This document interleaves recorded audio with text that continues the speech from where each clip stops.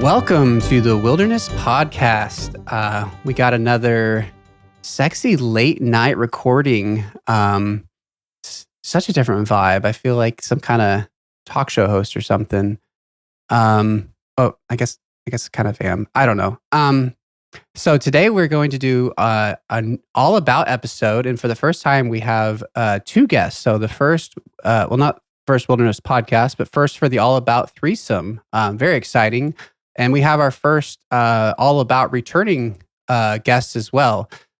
So tonight I'm joined by Z Space and Winter Split. So how you guys doing? Doing pretty good, Trey. How you doing? I am feeling. This is weird. I'm feeling sexy. It's just the late night vibes. I don't know. I didn't realize this is. What kind of wilderness podcast is this? Wet and Wild. Wet and Wild, sexy wilderness podcast. Anyway. Yeah, you guys didn't see that in the sign up sheet. I don't know. My office, I have all the lights off except I have some mood light. I don't know. Yeah, I just gotta set the mood. Running some ZMI right now. I don't know. It's just it's a Friday night and feeling good. But yeah, so we have me. And I initially messaged Z Space about doing an episode, and we're talking about maybe what he would want to talk about, and he had a great episode idea. And the more and more we talked about it, we realized kind of how personal the topic of efficiency is, and how it's so different, but it really is so personal to every person. I don't think anybody's kind of journey is the same, and so we kind of came to the conclusion of we should add Winter into this because the fact of the matter is we love Winter. So we had Winter on as well. So the three of us are here. But Z Space, this is first time we've had you on. So, it's fun. It always feels like such a cliche to ask about, your start in RuneScape, did you play RS3? But it's such a personal thing that's so different from person to person. So what's the kind of your origin story? How'd you start the game? And the big question of when did you break from RS3 and when did you start OSRS? Dude, I'm such an old player. So I was 9 years old. This is all the way back in, I think 2002. This is when RuneScape Classic was still around. You played RuneScape Classic? Yeah, my original account was a original login. I played Classic, and that was a pretty brutal game. But my cousin showed me this, and he got it from our older cousin, and I was like, "Whoa, this game is so cool! You can chat with people as you're playing." And so we were playing it from my grandma's terrible 28K modem. It was it was such a waste of a vacation because basically all we did was play RuneScape. And it was the best vacation of your life. It was sick. I mean, my cousin and I, we would come home after school and we hop on RuneScape, and he lives on the West Coast. I lived in the Midwest, so it was kind of our way that we kept in touch. It was great. It was kind of funny because people talk about Iron Man, where you're self-sufficient, you get all your stuff. When I was a little kid, I was kind of doing that. I would go to Karamja, mine gold ore there, smelt it in Falador, and then sell these gold rings to the Port Sarum jewelry shop, and made money. Back then, the Rune two-hander was the best weapon. So I just sold rings until I could do that. It was so stupid. But yeah, hung around through when RuneScape 2 at the time came out. Played that for a while. That was fun. Then kind of took a break from the game. The time I left was around the time the GE came in. I was oh wow. So I was around for the wildy kind of dying, but before RuneScape 3 had actually kicked in. But I just got older. It was doing other things with my life, so I stopped playing. But then it was I think it was 2017 or so. It was around the time. It was shortly after the Inferno had come out. I was just randomly on Twitch. I actually saw Wooks, and he was going for another Inferno KC. I think he had already gotten his first cape by that point. I was that looks interesting. RuneScape 3 looks kind of cool because I PVM did not look like anything like when I had been playing RuneScape too. And also it didn't help that like Woox uses like this RuneLite plugin for animation smoothing. So like everything looks like too clean to be RuneScape, at least is how I remembered it. And then I just like kept watching like these Twitch streams and I saw like so many weird things. Like I didn't know it at the time, but I actually saw one guy running Chambers of Xeric, like a solo, and he was doing like the 3-0 mage method. And if you haven't seen that before, when you're doing it right, all you're doing is just like running back and forth and almost like doing nothing. I was like, wow, this game looks really stupid. But I was like, I was just kind of curious. So then I just like signed up, just kind of like, dusted off the old account for the nostalgia trip and just kept playing and playing and playing and eventually got a main up to, kind of Tebow's scythe. And then I kind of had a Trey. I think you can probably relate to this moment where it's just like, you kind of, burn out of the main life and start an iron. Yeah. How long has your iron been around? I'm trying to remember if well, yeah, I guess I'll just leave it. When did you create your iron? Oh, yeah. I think I created it it's like Christmas of 2020 or 2021, something like that. Oh, okay. Yeah. Okay. Was that creation or like, was there a significant time before you kind of committed? Oh yeah. So like I started it actually because like I was gonna be like home for like a couple weeks at like my parents' place, and there was just like less to do, but I only like had my laptop, so I wasn't gonna do any like high end PVM or anything like that. So I was just gonna like do like winter tot, like when there was like downtime at my parents' place, and so like I like got to like 85 fire making, which I'm pretty sure I still have only 85 fire making. I was not a good skiller. And then, I got 85 fire making. The account just kind of like sat there for a while. And then at one point, so there was, it's actually Heartless, he used to be on the podcast as a host. He actually said, we're going to get you your fighter torso. And I went in there with like leather chaps. I'm pretty sure it was like a willow short bow. And like, we just like ground out like a torso like that afternoon, and it was hilarious because like you'd get to the Penance Queen, and if you haven't done Barbarian Assault before, there's like this giant like boss that comes out at the end, and it just like attacks like your entire party and just like constantly hitting you for like 10s. So you have to like kill it before it like kills you. Problem is I only had like 20 HP. So like the healers would just have to like babysit me. And the problem with Barb Assaults is like if anyone dies, like the whole party wipes. So I was just this huge liability, but we carried my maple short bow, amulet of accuracy, a baby account to a fighter torso, and then we went immediately to Tob in like an iron medium helmet. That was so fun. I would say that was like the birth of the account. It was great. That's like that makes me think of another one of our favorite people in the clan, God of Sin. He's the same way, and I remember us being in the Tob lobby, like everybody was ready to go, and Dills was in the voice chatting on his Iron Man that he's been playing a lot recently, and he was just like, "Come on, man, come in this with us." And Dills was like, "I don't know, I have very good gear." He's like, "Nah, you have everything you need." And Dills like was gearing up and like like iron armor, and he, like I don't even know if he had a rune scimitar, and it was like he just kept going down the line of like, I don't really have this item, I don't have this item, and we've like it finally reached a point where it's like, okay, we probably actually can't make this happen as much as we're trying to. It was pretty early on his account, but I love that optimism of people just being like, you can have whatever you need, because it scares me. I don't know if I have enough confidence in my abilities is maybe the issue to be like, yeah, man, you can have whatever gear you need. I'll carry you. Like maybe. No, I don't, maybe Tombs of a Masket, but anything else, I don't know if I have that much confidence, especially not Tob. Oh my goodness. I still feel like a carry. I think that's kind of the beauty of like our little, I don't know, our little society here is for the most part, everybody's pretty chill with like, it's only 20 minutes. Let's give it a shot. And if it doesn't work out, it doesn't work out, but it'll be fun. And, that's kind of why we're playing this. Well, so there was one thing that was messed up about that situation where, like, yeah, like if they wipe, it's no problem.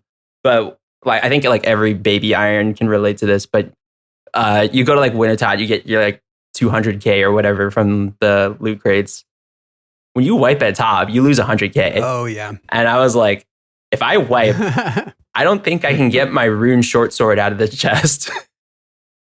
That is true. Luckily, one of my favorite things about this iron is how weirdly spooned and like at the right time, I got super spooned on a bunch of granite malls right when they were for no reason up to like 800k, and they all went straight into Death's Coffer. And so I've had like a 5 mil Death's Coffer that's gotten me through all of my like TOB learning arc, which was very nice. Dude, yeah. Finding like being a mercher as an iron by just like dropping things at the right time into Death's Coffer. Like I did that when the orbs came out for the Desert Treasure 2 bosses and waited till they were 35 or 3.5 mil each. Drop like 10 in there, set for 2 years. Do you guys do that ale tech? Like if you do like a Moonlight Mead or a Greenman's Ale Mature, anything like that? No, I'm not familiar. Okay. Yeah, go ahead. So what is like the Greenman's Ale is actually a pretty good example. So like mains actually want that account or that item because like there's I think a master clue step that needs it. So you can actually like buy it for like a decent amount. So what some people will do, I've never done this, but they'll actually like go brew like the Greenman's Ale Mature and like hope they get it. And then they can like immediately coffer that. So it's kind of like this like daily that they do to feed their Depths Coffer. Oh, that's funny. That is wild. Are we talking like 500k or are we talking like 50k or? Yeah, that's a good question, actually. How much does Greenman's Ale go for? I'm curious. I don't think I'd ever do that, but that's interesting. It goes for like 50k for one, and I think you get more than one every time you do it. Yeah, you get like 8 per like batch, so that's like what, like 320k in your coffer. That's not bad. Wow, it's the little niche things people find. That's wild. Hey, we need more dailies in RuneScape, right? You know, I've never, I don't know. It's interesting. I go back and forth on that because off rip, like whenever people say like, I think, whenever people propose something that is some kind of daily, I usually am for it. Like, I think it's cool, but yeah, I think it's just stacking it up against the other dailies and thinking about like, so this morning I have about an hour before, like I get up and while I'm eating my breakfast, I have about an hour that I'll sit in my office and play RuneScape because I'm a degenerate. But while I'm eating my breakfast and kind of, mentally preparing for the day. And funny enough, usually it's when Z-Space logs on that I know it's about time that I need to get ready for work because he logs on about an hour after I do every morning. But this morning it was kind of, in farming, you kind of have those days where everything lines up. And so the entire hour this morning was spent doing like the entire, like the full farm run. I did my redwood tree, I did all my fruit trees, I did my hardwood trees, like, everything just kind of aligned. And I got 94 farming, so it's not like it wasn't worth it, but that's just farming. And that's without any of the other dailies. I didn't even do a birdhouse run. And just that took up a whole hour. So yeah, I definitely get why people hate dailies. And from what I hear, RS3, took it like way further. But it is cool, the idea that as with farming and burn house runs, I do like the stuff that gives you a big XP drop in a very short amount of time that you can't rush, I guess. But I don't know. It's a weird balance. See, I think the problem is that like some of the dailies are actually like really strong. Like birdhouses in particular, right? It's like, you're getting like, I'm just off the cuff. I think it's like more than like 300k, 100 XP like per hour, like for the time that you're doing it. And then on top of that, like you get the effective XP per hour. Yeah, and plus it's like all the herb XP because you get bird nests from it, and you can crush that, make into Sarah brews, which you will use for PVM. So it's kind of like this triple whammy. Yeah, it's so good. I definitely burned out, or not burned out, but it definitely felt like less, I don't know, ROI around like 90 or so on my main at least. But I have a feeling that will feel different on an iron when those bird's nests are more than just GP. Yeah, just wait till you're starting the next grind, right? And then they'll really feel like you'll want to head back there and do them every day. Yeah, I know. Oh man. Well, okay. I gotta contain the ADHD tonight. So yeah, anyways, so going over to Winter, our first returning guest on the All About series. So you came on and we talked for a really, really long time about Tombs of a Mascot. And I can't remember. Oh no, it was, never mind. Before this episode, I was like, I have a hot take for later in the episode. And I was like, what was the last thing I said that I got any kind of negative feedback? And I was like, oh yeah, I was on the Slayer episode when I said I blocked black demons. Oh, And I remember this. That's the only thing I've ever said on this podcast, that I got all kinds of feedback. People are like, you're crazy. What's wrong with you? And I got my 1KC Rancor, a Raxite Fang drop like right after the episode release, and I got trolled so hard by everybody who was like, well, guess you got to unblock black demons now. Instant karma. Yep. Sorry. Anyways, so yeah, back to Winter. So yeah, we did our episode on TOA, and so what have you been up to since then? I know, obviously we've been running a bunch of raids together. Have you made any significant like account upgrades or anything like that? Well, first off, I want to touch on a subject here. You actually had some more feedback than that. You had feedback that I dropped you, which was your and Mitty's take on the Zuck helm being ugly as fuck. Yeah. I can't believe you said that. I almost crashed my car, man. Like that's like probably my favorite looking helm in the game, which I'll never get. But man, I was just like, jaw was dropped. I was like, I can't believe other people don't like this. I think it's awesome. So anyway, really? I think it looks like trash unless it's Blorva. You do too? Oh, yeah. Okay. Oh man. There we go. You need Blorva, otherwise don't do it. Well, yeah. There's got to be something. There's got to be something in psychology where you think something is cooler than you would just because of the prestige that comes with it. Like, there's got to be a name for that, because I feel like that's what you get with the Zuck helm. Yeah, it could be, but I'm also cool like, because it's prestigious. I honestly love the whole, I don't know, the whole like design of Zuck himself. Like, my favorite pet in the game is the little Zuck. So like, I'm kind of just partial to that. So that might be a me thing. Interesting. I don't know. Yeah. Oh man, you see that guy. You see a guy at Tob. Every time you're at Tob, you see a guy in full Blorva and a Zuck helm, and I'm always like, what you got? You on a Verzik task or something? Like, what you got that on for? Yeah, if you're going with maybe I'm the hater. Well, I mean, if you're going with like the vibe that it gives off, that's a whole other thing for sure. Like you see a Zuck helmer, you go, oh, okay, you're a Zuck helmer, you know. So that is a whole other thing for sure. But anyway, yeah, I've been doing, I'd say like mostly Tob, because I've been trying to, on a personal level, get a scythe. But I haven't really made much progress with that. But it's been a lot of fun. Yeah, I know, right? Seen a couple, but in the clan, but no, not quite myself. It's okay though, because like it's the sort of stuff where it's like, if I'm gonna go dry it somewhere, I'd kind of rather go dry it content I late. So I did get the Nightmare pet, which was like a stretch goal for me, which is my second favorite pet in the game. Looking pet. Yeah, so I'm super stoked about that, and I got a couple Inquisitor items. So no, I'm having a lot of fun with that. But I'd say the thing that's occupied my time a lot lately is we did a Tob workshop.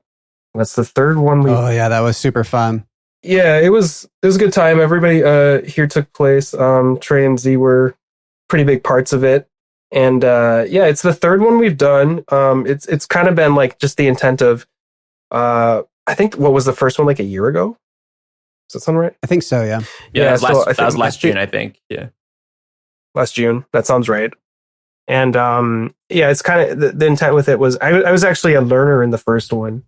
And it was like, I remember seeing in the CC all the time, people are trying to get Tobs together, and just very rarely could people get a team of 3 or 4 in the CC. So, trying to take the people that really know what they're doing and teach people, which TOB obviously is a tough, it's tough to get your first few KC. So trying to like facilitate a good environment for people that have done TOAs and COCs, but really want to get into it. So anyway, we did our third one of those, and we had the biggest one we've had so far, which is awesome. It's just previous learners are now people that have been helped teach new people, and it's probably just going to keep, snowballing into the next one. And we had 84 completions for just learner completions, which is awesome. And I think we had over 33 people take place in it, which is sweet for like the most, contained, difficult to get into raid. So, that was a couple weekends ago, and I think we all had a lot of fun with it. Oh yeah, it was awesome. It was our most successful TOB workshop, except for one area, which is it was our first TOB workshop without a scythe. Not many purples. Honestly, yeah, the purples overall were kind of lackluster. I think there was maybe 5 at the most, right? Yeah, 4 or 5. Yep.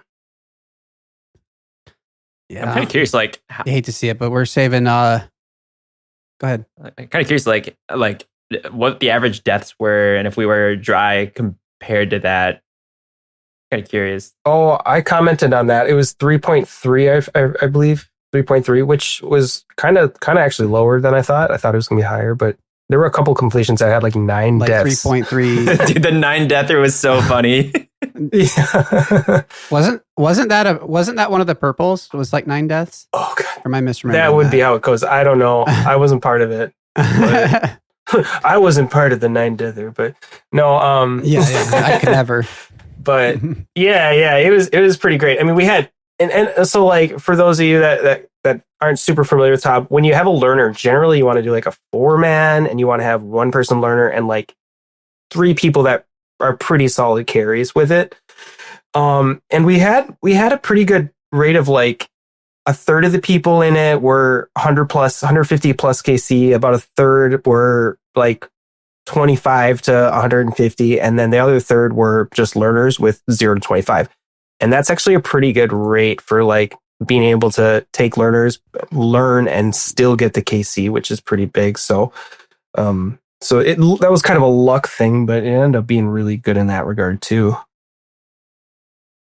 Yeah, it's so cool. Like I think probably the past few episodes, I maybe people are even sick of hearing about TOB because I've been talking about it so much, but like it's just further kind of removing the stigma from TOB. And we had so many people come in, 4 or 5 0 KCers, people getting their first KC. It's just so cool. And yeah, I'm excited for more. And it's so unique to TOB because we've definitely talked about, kind of behind the scenes, we've talked about, we should do like a Cox workshop and a TOA workshop.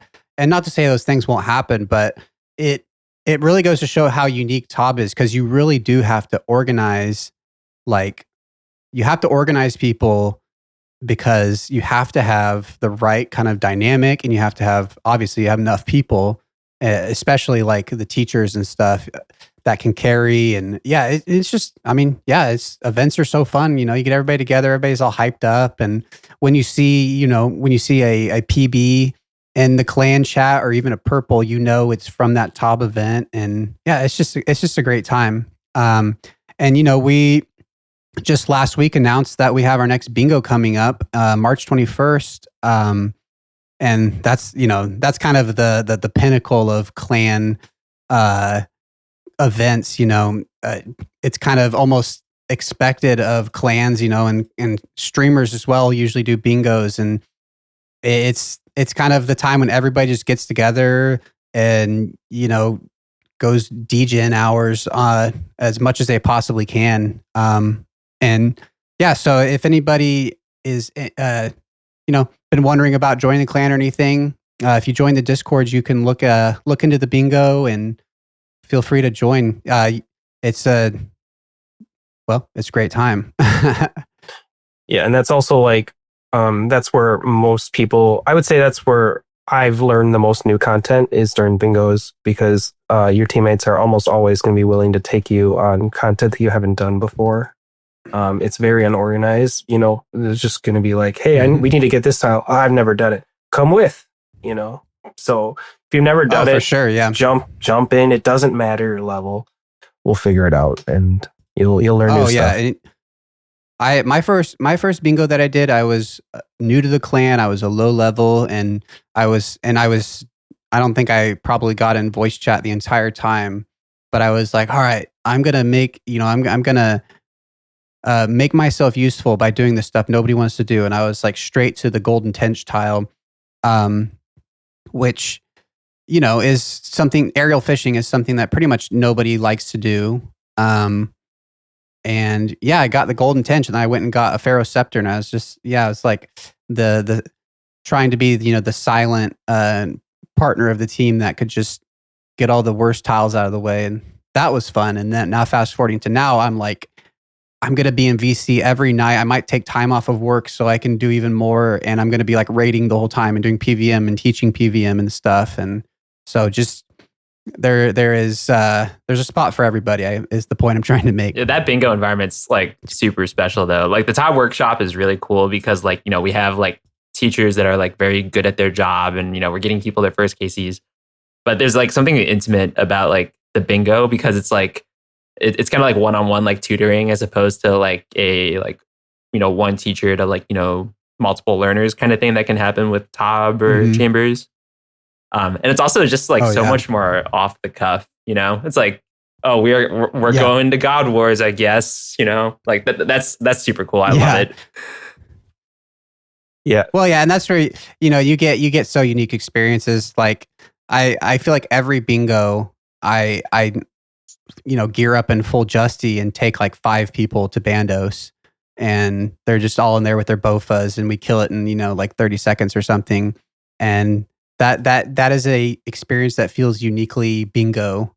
And there's a lot of other examples of stuff like that. It's its own unique thing. And it's funny now being behind the scenes on kind of the event planning side of it, like from like a game design, standpoint, bingo is kind of the most boring like game design possible. It's like, here's a list of things to go kill. And it's funny, one of the kind of things with planning is every year it's like, do we want to change this up at all? Do we want to switch things up? And it's funny because bingo is such a like, there's such a tradition, and there's so many things that come with bingo that people love that you just got to kind of, it's just bingo, you don't want to switch it up. You don't want to make it complicated. It's just getting in there with some people and meeting new people and doing some fun content with other people, or by yourself if you want to be that kind of player. But it's just a classic. So anyways, just all that to say, like I'm always kind of trying to sell people on the clan and stuff, but like I joined this clan because I heard this podcast talking about bingo and thought it sounded fun. And I've had a lot of fun from that. So, well, yeah, and you know how like if you've ever heard like the saying, kind of roughly, it's you don't realize the good times until you're past them, right? Like, yeah, I always like turn on Spotify. Sometimes I'll put on some music from my childhood, and it just hits you in the feels, right? And that's kind of what RuneScape is, right? It's nostalgia a little bit. Oh yeah, but it's crazy how bingo is kind of, I think that's hitting us a little bit, even though it's like a recent nostalgia where it's like once a year or it's twice a year. And some people have been doing it for 2-3 years. And it's like every time bingo hits, it's like, even if it's just a straight normal bingo, no sauce to it, it's just like, oh man, Friday night, the first night of bingo, you're gonna be like just sitting in VC. So hype. It's like, yeah, it's something about it. It's like hearing that song from your childhood where it's just like, I know the vibe's gonna be. It's hard to describe, but it's gonna be what it is. So, yeah, it's awesome. Yeah, and there's like nothing like that feeling of getting a drop. Like it's cool to get a drop on your own, but being in VC when you get the drop, so much better. The drop that your team needs. Yeah. Yeah. When you're getting near the end and everybody is doing the same content because you're like, everybody go to Bandos or everybody go to Sepulchre or something, and you're the one that gets it. Oh, you feel like you get that like digital hoisting up on the shoulders of the team just for a second. Yeah. Yep. It's the closest thing us nerds get to sports, you know? Well, anyways, so yeah, so that's kind of that's coming up, and I hope that if you're curious about it, that you'll check it out. And just as always, don't feel like there's any kind of restriction based on how new or little you know about the game. There's I really believe that our clan is special in having a lot of people, including everybody on this podcast, who just when they see somebody new, they get excited because it's like, I can't wait to tell you about this content. I just saw there was somebody, there's a Reddit post yesterday that was like, how do I note this item?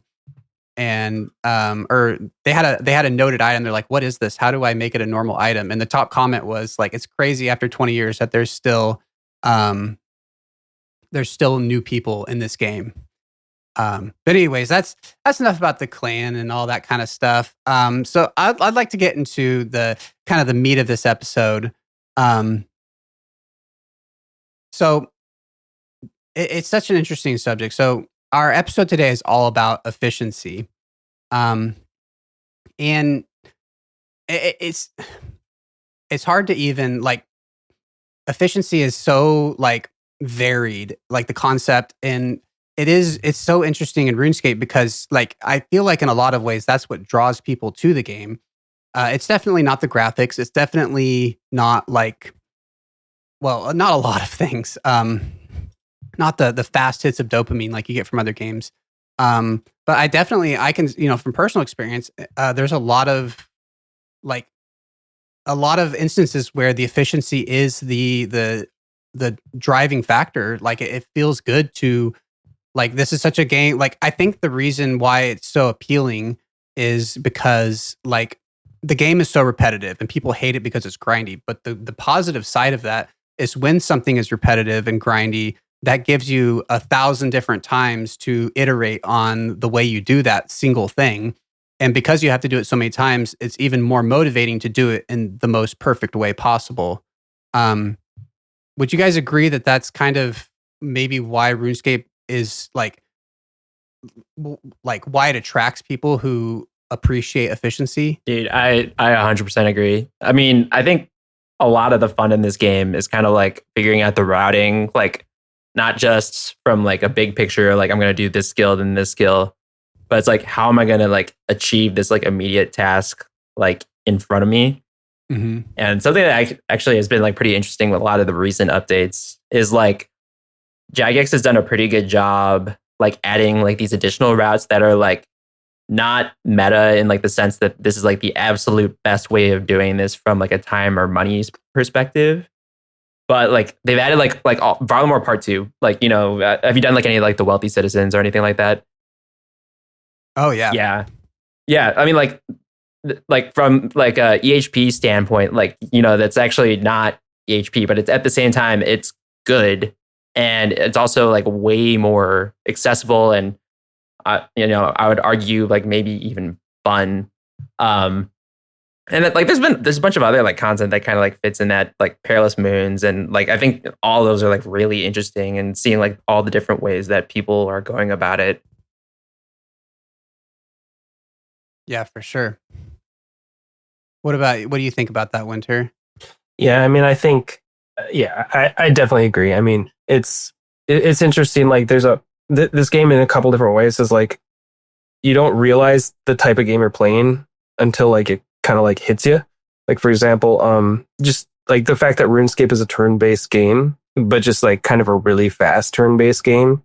Like I remember there's a Lord of the Rings game for PlayStation that I played once where it's like, kind of like Magic or like a card game where you like play one thing and then the other person plays one, right? And it's like my mind, I forget at what point, but it just kind of like clicked where it's like, oh, when I'm attacking this thing, it's literally a turn-based thing, but it's happening in ticks like every 0.6 seconds. And that's kind of when I realized like, oh, like there's a way to do things that's almost like the right way to do things objectively. And that's kind of where it led me down the efficiency rabbit hole. And, whether that's what you want to do or not is a whole other thing. But it's interesting that like There's, all these different methods that are like working within that, framework to make things the most efficient way possible if you want to. And there's world records for literally everything in this game that people will like go for 6 hours and try not to lose a 0.6 seconds to be able to do it the most efficient possible, because that's the type of game we play. Wait, all right. So let me ask you guys a question. So, like, a pretty big part of this game is kind of like just sitting back and chilling, like fishing, like watching TV, whatever. So, like, where do you guys fall in that spectrum of like sweat and like taking it easy? Trey, you want to go first? Yeah. So I think before that I answer that question, I think it might be for the sake of definition, and I don't know if you guys break it down this way in your head as well. So in my mind, I see there's two types of efficiency, like macro efficiency and micro efficiency, where macro is like, okay, this is my goals for my account. And the efficiency is like, well, if I get this item, it will help me do this item faster. And then the micro efficiency is like actually doing that content and like, okay, like I'm doing ZMI right now.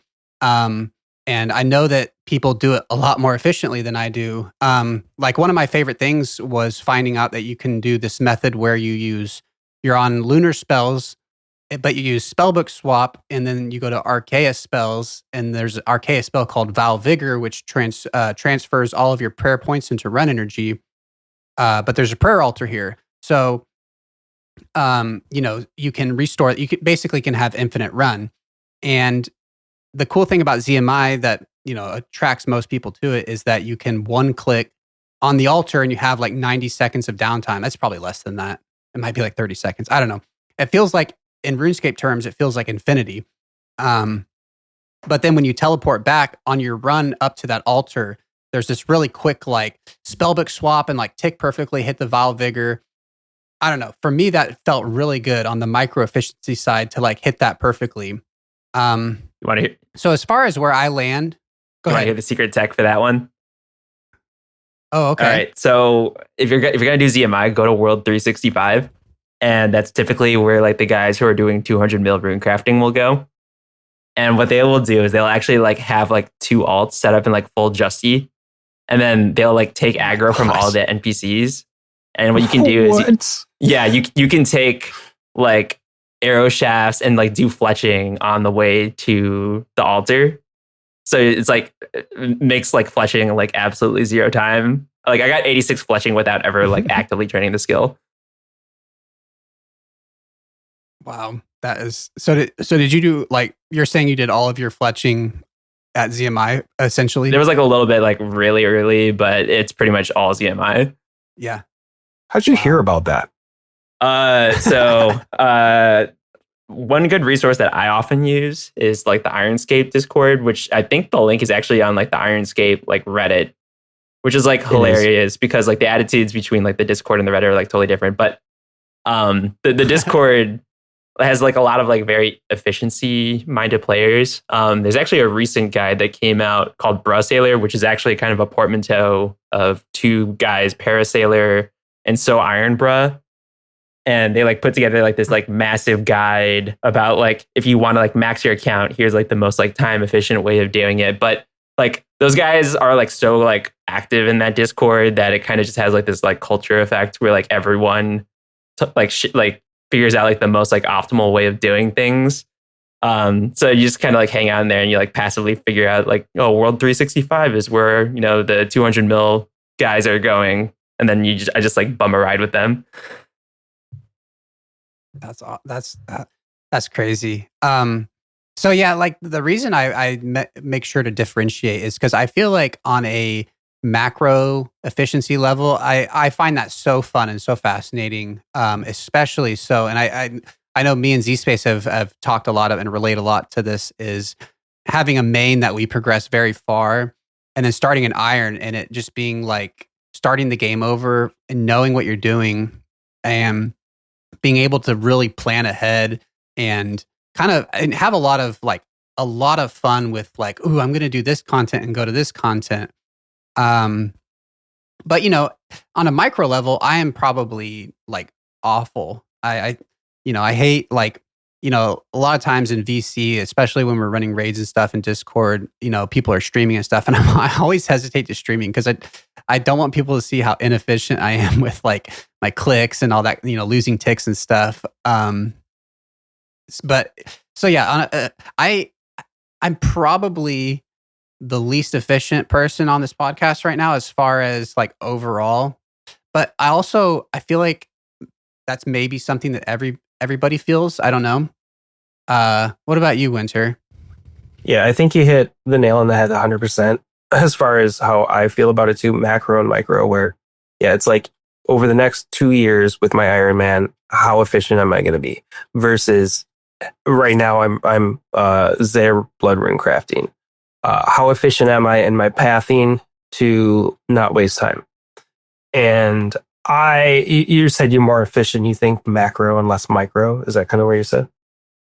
Yeah. Yeah, I'm the opposite for sure. Like I am running and it's not, like I enjoy kind of the like, all right, what's the fastest way I can do this to this? And I don't do it in like a sweaty way where I really care that much, but just kind of like, it's just kind of fun to like see if I can get a PB this way. Or, if I'm doing an obstacle course or, an agility course, see if I can get a PB, at least stuff like that. And everybody kind of does that. But like macro wise, I am terrible. I'm terrible. And it's partially on purpose.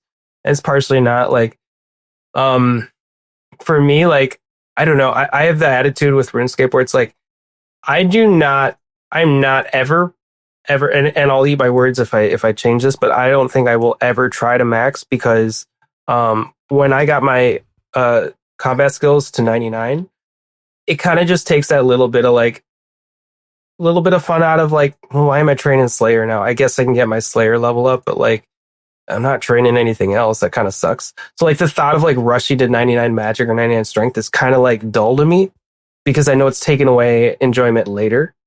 And so I kind of want to spread the fun out a little bit over the next couple of years. I don't want to rush to max because I want to slowly do my bird runs. Because I mean, man, I'm doing an Iron Man, so I'm gonna need to be doing birdhouse runs for just Cerebrers. So why don't I just kind of, do birdhouse runs for the next few years, and eventually I'll get 99, but no need to rush it.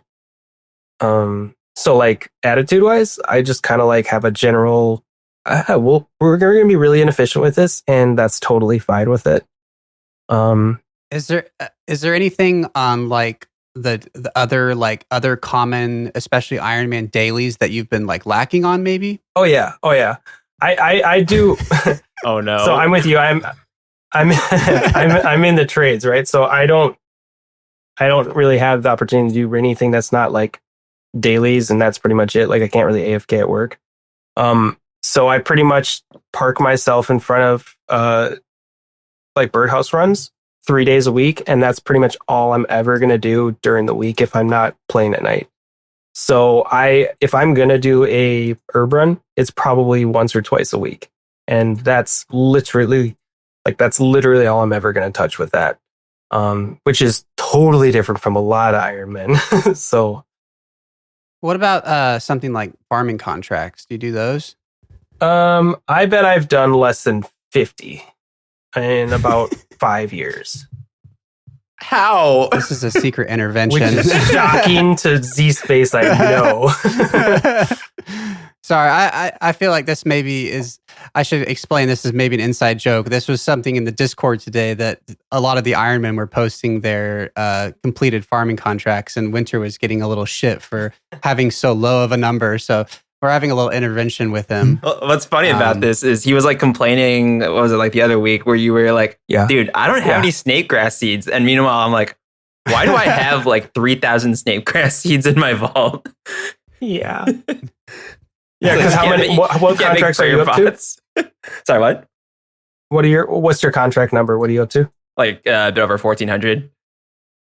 Yeah, so versus my 50. Gosh. So like that kind of explains it right there. But like I also didn't think that I was like that low of a number. I was shocked when I saw anyone was over 1,000. We got two people. You probably sound normal. Yeah. I probably have less than like, I don't know, if maybe less than 10 on my main, but it's been something, one of the many things that little pleasures I've learned from or discovered from Iron Man. That's just, I mean, it is once you get like all of the farming guild patches like planted, it's just something you do as part of your herb run, and oh man, it feels so good when you go on a run of them. Like like Z Space, do you know what your like longest like back to back run is with that? You know what I mean? Like getting contracts without having to replant anything. Yeah, I got 8 last week. 8? Yeah.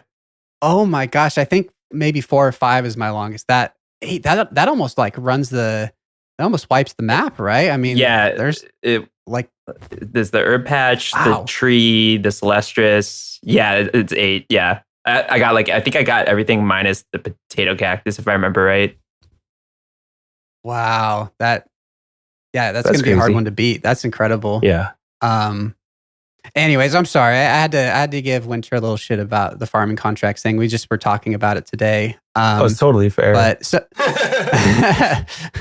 no, I'm sure, and I feel like this episode will bring it out of the things on each of our accounts that we're the least efficient with. But so Z Space, where do you land on that? I have a feeling probably more than both of us, but where do you land on the efficiency and the micro and the macro side of it? On the macro side, I think that's actually where I'm probably the most efficient. Like I did spend like a lot of time, like even before like some of the like the recent guides had come out about like the sequence I wanted to like do each of my skills. So like if you like look up my account, I think one of the stats that sticks out is probably like the 90 rune crafting, which is like, you know, it's not like max or anything. But the reason why that level is important these days is there's actually like stuff like wrap runes. And if not everyone knows about this, but like there are these spells on the Arceus spellbook. Oh yeah, you introduced me to this. Yeah. Like I'd never knew this before you told me. Yeah, so it's called a demonic and sinister offering, which is like a way to sacrifice like ashes and bones for like boosted prayer XP, like on the spot. So what that allows you to do is like if you're on like Slayer and you're like meleeing Necreals, which to some people sounds horrible, but I'll explain that to you. Like you kill like 3 of them and then you do demonic offering after picking up the ashes and you get like 660 prayer XP or something. And when you like consider the fact that, you know, you're on task, you have your Arclight or Emberlight, and you're like potted and you got your thralls out, you're just like mowing these things down. So you're actually getting like pretty good Slayer XP, like north of 40k XP an hour, but you're also getting a ton of melee XP. And on top of that, it's like 60k prayer XP as you're doing this, like per hour. So like it just like adds up. Someone did the math and it's like you can expect to have like 1-to-1 prayer XP to Slayer XP, which is like wild to me. That is crazy. Yeah. So anyway, so I think I'm like pretty strong at like figuring out like, okay, I need GP to do this, so I'm going to do this skill that gets me GP. So, you know, might do like agility or rune crafting, both of which can make money for our irons. So I'm like pretty good at like sequencing that all out. On the micro side, I think it depends on like who you ask, like if I'm actually any good at it. I think I'm like pretty good at like picking out sort of like a good mix of like effort to reward. So I think a good example of this is like the way that I approached wood cutting when I was going for the Karen Elite Diary. So if you're not familiar, so one of the requirements for the Karen Elite Diary is that you need to chop a redwood tree, which requires 90 wood cutting. So it's pretty common for people to go for 87 wood cutting because you can Dragon Axe spec, which gives you a +3 wood cutting boost. And then, you know, go for it from there. So I had to go from like 70 to 87. I was like, okay, how do I like do this quickly? Because I want to go do other things. So like, are you guys familiar with like the different like tick manipulation methods for teaks? I've seen it, but I've tried all of them and never been successful. Yeah. So there's like 2 main ones. So one of them is like 1.5 tick teaks, and that's probably like the most efficient one, but it requires like the most clicks. And, you know, it's like one of those things where you have to like do like 2 actions in 1 tick like pretty frequently. But there's a more chill method where you can like set yourself up in Prifddinas and I think on Apatol too, but I've never done that. Where you basically have like two NPCs attacking you on like alternating ticks, and then all you have to do is like just click once per tick. So it's like click, click, click, click, and you're literally cutting logs twice as fast as you would have.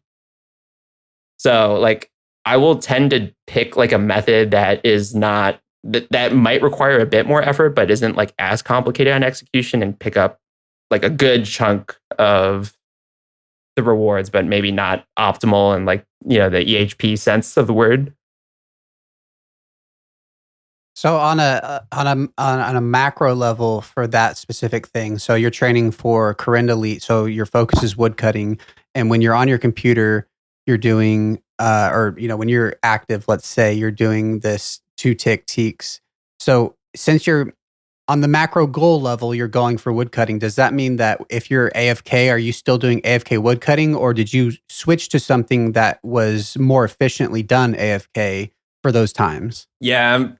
So when I do AFK, like I am a little bit mindful of like what is the best thing to AFK. So like for me, that's like generally means I'm going to go to like barbarian fishing. Yeah, which is just, if you sit back and think about it, it's such like a broken skilling activity, just because you're getting like the best fishing XP per hour. On top of that, you're going to be getting passive agility XP, which is huge, and strength too. It's like, I mean, it's broken to the point where it's like a lot of the guides just say like go straight to 99 fishing from barbarian fishing, and you'll end up at something like 70 strength and 70 agility. So like that's crazy. Yeah, which is disgusting.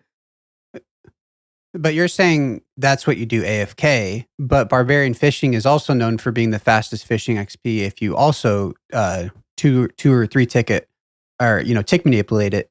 But you're making the decision from a macro standpoint that even though you're having to AFK and you're not tick manipulating it, it's still the most efficient thing for you, because it's still that much, you know, in the, you know, relative to fishing, it's still the best XP you're going to get, even though you're not doing the tick manipulation method, because obviously you have to be realistic that you have to be AFK for whatever reason at that time. Yeah, correct. Yeah. So the barb fishing case is kind of interesting, but so yeah, I'll generally do it because it's like the best AFK XP, but I generally won't do something like a U wood cutting, because like when I'm at my computer, I can do something that's faster. Barb fishing is kind of a weird case because it's actually the fastest whether you're AFKing or tick manipulating it. Yeah, that's so interesting. Yeah. It is kind of interesting though. It's like, you know, you could go to other things, like you could start fishing sharks or, you know, whatever we did back in, you know, 2017. But it's just, you know, like, it's like, how much time am I saving how much active time am I going to save by AFKing? And that's kind of like why I picked barb fishing. But there are like a lot of like other pretty valid decisions. Like, you know, like a lot of people do like AFK redwoods because that's actually pretty strong, or amethyst if that's the end game, you know? Yeah, it's interesting the few skills that there aren't, like, there really isn't a super active method for, like you're saying. I mean, fishing and woodcutting are maybe, and mining, I guess, are kind of the notorious 3 examples of the skills that are, they can all be tick manipulated, but other than that, it's hard to speed them up. And I was trying to make the case the other day in our clan chat that fishing is the worst skill because in my opinion, it's the hardest to like speed up. I feel like a lot of other skills, there's a variance of methods, and if you really did, like, there's a period of my maxing where you just get tunnel vision on one skill, and you just want to be done with that skill. So like, for example, when I did agility, like I just wanted to be done with agility. So I would do sepulcher when I was active, and I would do arty when I was, you know, inactive, AFK or whatever.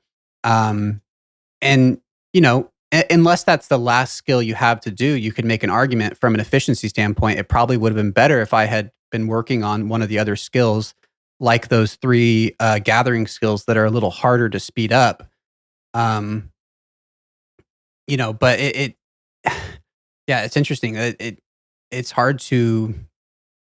I don't know. Yeah, I guess that's just where this stuff just becomes so personal because your goals get tied into that and all of that stuff. I think you bring up. I don't know. It's. I think you bring up an interesting case with Go ahead. Sepulcher because like that's actually one of those things that is both. It's also kind of like barb fishing where it's kind of macro and micro efficient. Like obviously you have to be like really like on your stuff in Sepulcher to get like good rates, but you can also like do like there's this concept of zero time scaling. So basically what that means is that you can train a skill without impacting the XP rates significantly for like another skill. So like we talked a little bit about it with ZMI, like fletching there. You can do like a very similar thing like fletching at Sepulcher.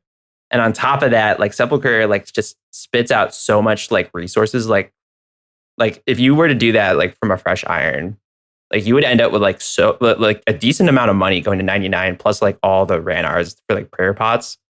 Oh my God, you'd be set. It's like it's one of those cases where it's like both macro and micro. It's micro in the moment and it's also like setting you up for like other grinds to be faster. Yeah, when I from that macro standpoint, when I started my Ironman, that was I even said on the podcast, I think that was my goal was to get straight to Sepulcher and to go straight to 99. And I think the biggest like incentive to me was the RANR drops. I can't remember if you get them as seeds or as herbs or both. But that was like a huge incentive for me because obviously as a new iron that I didn't know much about iron. And I was so worried about having prayer potions. And I was like, I just got to get Sepulcher and I can just, because it feels like if you were just going to go baseline, like one skill at a time or something like that, the most efficient thing to do in RuneScape would be to get 99 agility before anything else. And that might be an outdated concept with the changes that they've made, but if you take into account the loot from Sepulcher, it's hard to argue against just going straight there and, grinding that all the way to 99 because there's so many good things there.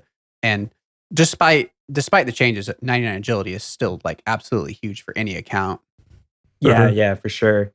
I think actually maybe another grind that a lot of people do that is not macro and micro efficient at the same time. Like, have you guys ever like barraged like neck reels? Mm-hmm. Yeah. So you know how like a lot of people like love that task, right? You get like a ton of XP, a ton of mage XP. So this is actually one of those examples where it is not really. It's kind of like it's definitely not macro efficient because believe it or not, people consider magic a zero time skill, which is kind of wild. The reason for that is because they assume that you're just going to be like alking like whatever trash you have like at all times. So you end up just getting like 99 without actually ever like training the skill. But the other thing is like magic XP is just so much faster than like melee XP. So what ends up happening is you get like 99 magic well before you get like 99 Slayer, right? And then you just end up at this period where you're just like all this like post 99 XP magic is just like kind of wasted. So that's like something that like feels like it should be micro efficient because you're getting like higher Slayer XP rates because you're killing more of them, but you're actually losing time that you could have been putting towards your melee. It's like one of those like interesting dichotomies. You know what I'm saying? For sure, because like, what do you gain out of getting to 99 magic sooner? Like, you're getting to, I guess, if you do PVM, you're getting to better PVM gains or whatever, but outcomes. But is it worth what you're putting into it as far as runes go and as far as all that sort of stuff? Which I couldn't imagine it is. I mean, you're leaving out the most important part of 99 Magic, which is I don't have to tell you to my house when I get switched roles in Tob. And then everybody says, oh, why don't you just get 99 Magic so you don't have to do that anymore? Trey, why'd you leave the party? Yeah, exactly. Guys, add me back in. I'm freezing now. Yeah, exactly. What is it worth to you to do that? And once again, even that ties into efficiency. But Z Space, you've kind of touched on a very hot kind of topic. And I'd love to get your guys' thoughts on this, which is the idea of Slayer in general in terms of efficiency. So the two arguments would be, do all of your early combat, do Slayer for any combat training because you're going to get that XP anyways, which is what I've always described to. But I've been seeing recently a few people in our clan have been saying like, no, wait to do Slayer until you're higher level because it's not going to be worth it for you. So I would love to hear kind of where you guys land on that, because I've always defended the first one, but I've been seeing some of our, maybe sweatier people in the clan saying the opposite. So I don't know what to think. Yeah. I mean, I would say, Z, you want to go first? Go for it. All right. I was just going to say, I was thinking about this lately because I started a GAM that I'm like half serious about right now. I'm kind of just like sitting at sand crabs, right? While I'm doing other stuff on this account. And like, if I'm in the mood to play that account, I kind of want to do Slayer. And it's not efficient at all. Like, it makes no sense for me to do it when I have, 45 attack, 45 strike, 45 defense. It makes way more sense for me to just keep AFKing at sand crabs, and then in a month or two, hit it up when I'm, at what is this, Xanaris one? Slayer Massacre. Cheldar? Cheldar, yeah, whatever, however you pronounce it. Like, it feels like it'd be way more efficient to do that. And like, that's probably what I'll end up doing. But like, if I were playing this account, for me, I want to have fun with it. So I kind of want to do some Slayer with it. And so like, but like, it depends on what I'm doing with the account. So I feel like that would be a big part of it is just what's your intention with it? Are you, because there's, like look at, Feel Good when he was on for his multiple accounts. He says he plays multiple ones like pretty much all the time when he's playing, right?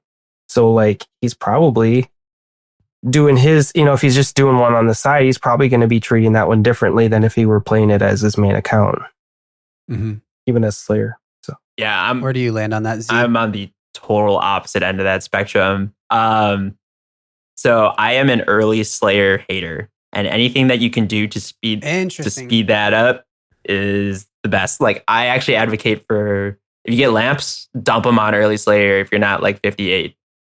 And even then, afterwards, you might want to consider it. So sort of the rule of thumb for like a lot of like the people who are really trying to be like macro efficient is you want to put off Slayer as long as you can. Wow. Yeah. So there's actually like a whole like crazy progression that like leads into Slayer, which is kind of interesting. It's like there's like the strength gear that like everyone thinks about when they're like making an Iron Man. So like you starting with like a Ruby Amulet of Strength, Fighter Torso, Fire Cape, Barrow's Gloves, Berserker Ring, like like that kind of staple. You definitely want those because like that's just max hits, more DPS, more Slayer XP. But there's a whole nother tier beyond that where it's like, okay, you probably should get Piety before you do Slayer because like that's actually like a ridiculous, like Piety's actually really broken. So you want to get Piety, you want to get Thralls, and then you actually, if you can, make your way up to Divine Super Combats, and if you don't want to go, seriously. Wow. Then, but if you don't want to go that far, you can also go do Divine Super Strengths, and that will get you like most of the bang for your buck. And then on top of that, then there's like Wrath runes, right? Then I talked about that, but like who wants to go bang out 90 rune crafting or higher before they start Slayer, right? Wow. Yeah. Yeah. And for those like listening, like 97 herb lore is Divine Super Combats. Just that's why we were Yeah. So and on Iron, I can't imagine. There's like this. I'm not there yet. So like, there's a question is like, okay, is RuneScape your job or are you doing this for fun? Yeah. And I think that's something that's like deeply personal to like everyone. Like if you like talk to like some like if you talk to like Iron like he probably would be closer to like, you should get like all those things before you do Slayer. Whereas like you guys are more like, you know, I want to go, you know, kill things and then get to like gargoyles or something where, you know, I can get like the resource drops that are like helpful for my account. Yeah. I definitely think I'm a little bit closer to the like put off Slayer as much as you can. On my iron, so like a year ago, I actually was like, I basically like got my trident, which was probably further than I should have gone. But like I basically put a stop to Slayer and like I went and banged out like all those things. And then I just went straight from like 85 to like 95, and I'm about to hit 97 pretty soon. But like I think that's been so good for my account. It's just like I went all the way from like 70 prayer to like 86 without ever hitting the chaos altar. Wow. Oh wow. That's crazy.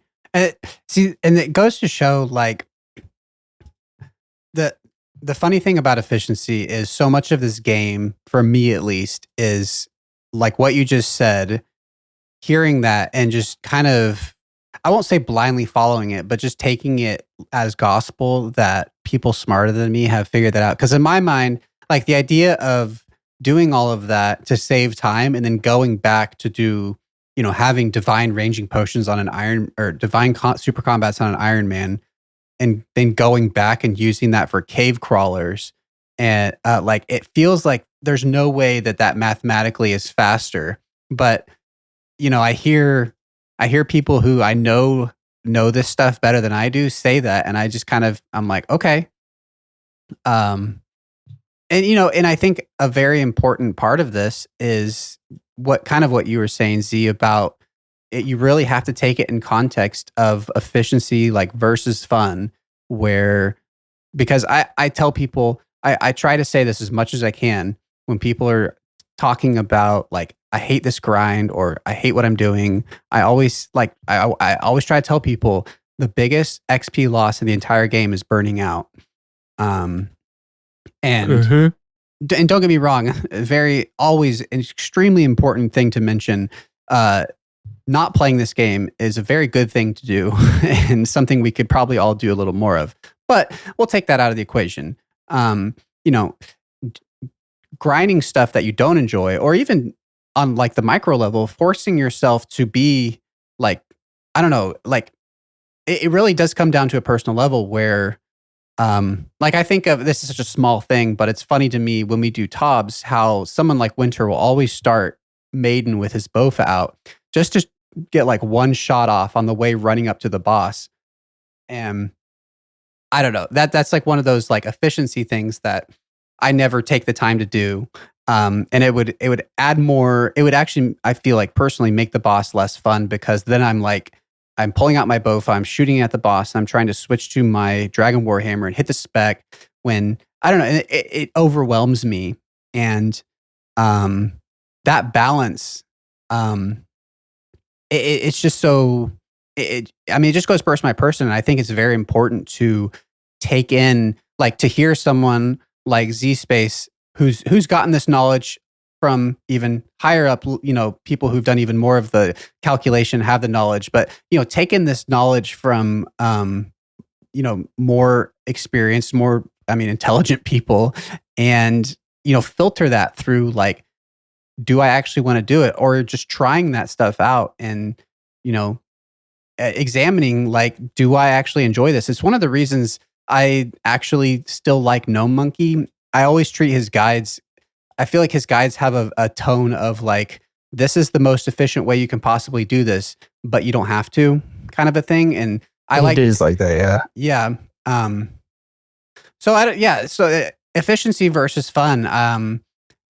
It's kind of, I don't know how to break it down without saying it's just a very personal thing. Have you guys run into that where you know you should be doing it, like quote unquote should be doing something a certain way, but you just choose not to? I mean, it sounds like for me and Winter, Slayer kind of is that, although I thought I was being efficient, but well, it turns out I wasn't. I have like this, it's almost like kind of like this metaphysical concept of like what a player's like capacity is at like any given time.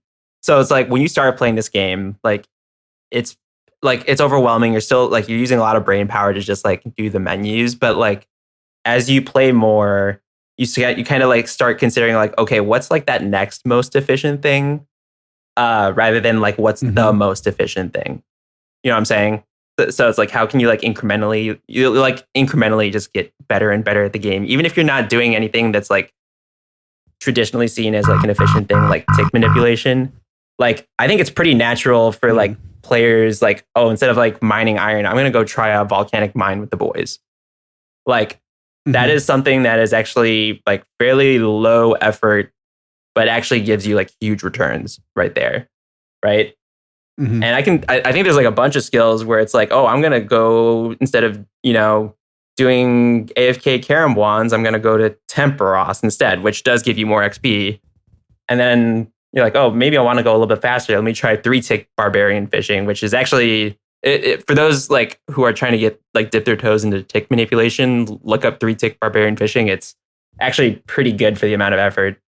But then there's like barb lore, if you're like, once you're comfortable with that, which is like a kind of complicated, like you have to react to whether you catch a fish and then eat very quickly, but it's the fastest and gets you like herb lore XP too.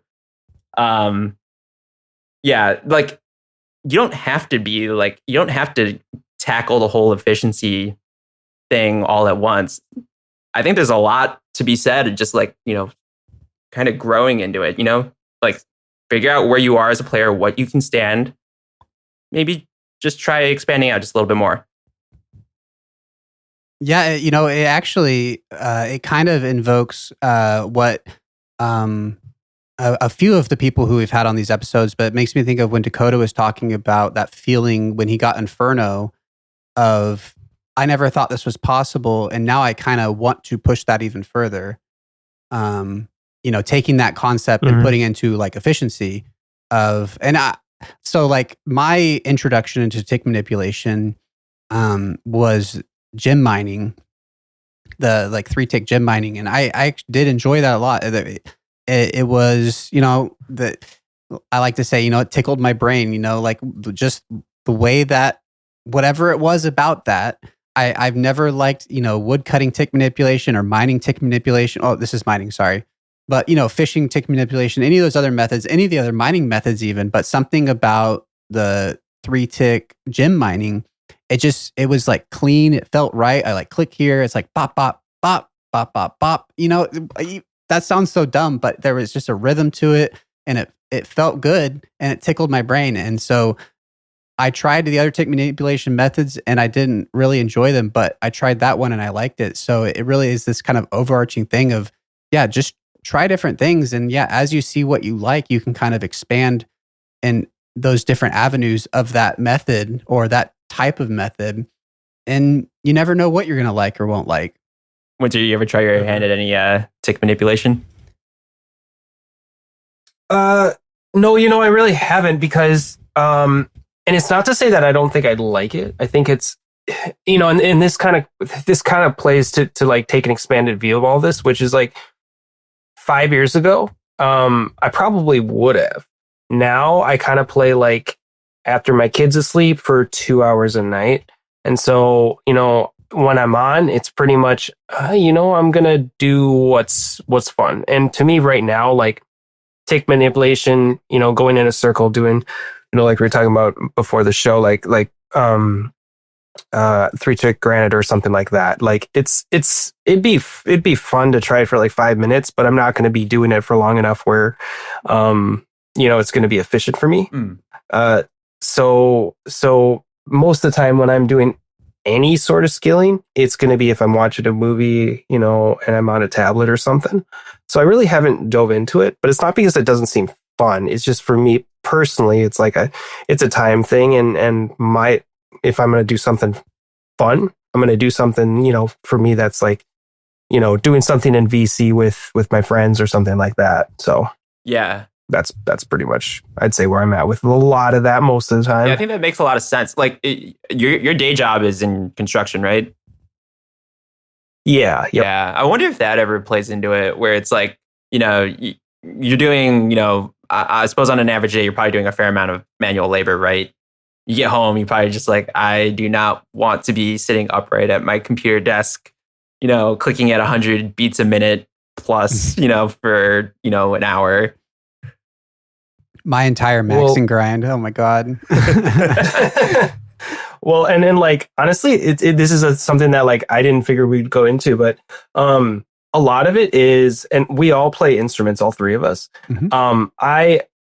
So I do work with my hands all day. And then I also do, I play the guitar and I do drawing and painting, all this sort of stuff. It's all with my hands. And I've noticed sometimes I get, like, not the start of tendonitis, but like to the point where I'm like, okay, I know I need to worry about how I strain my hands all day.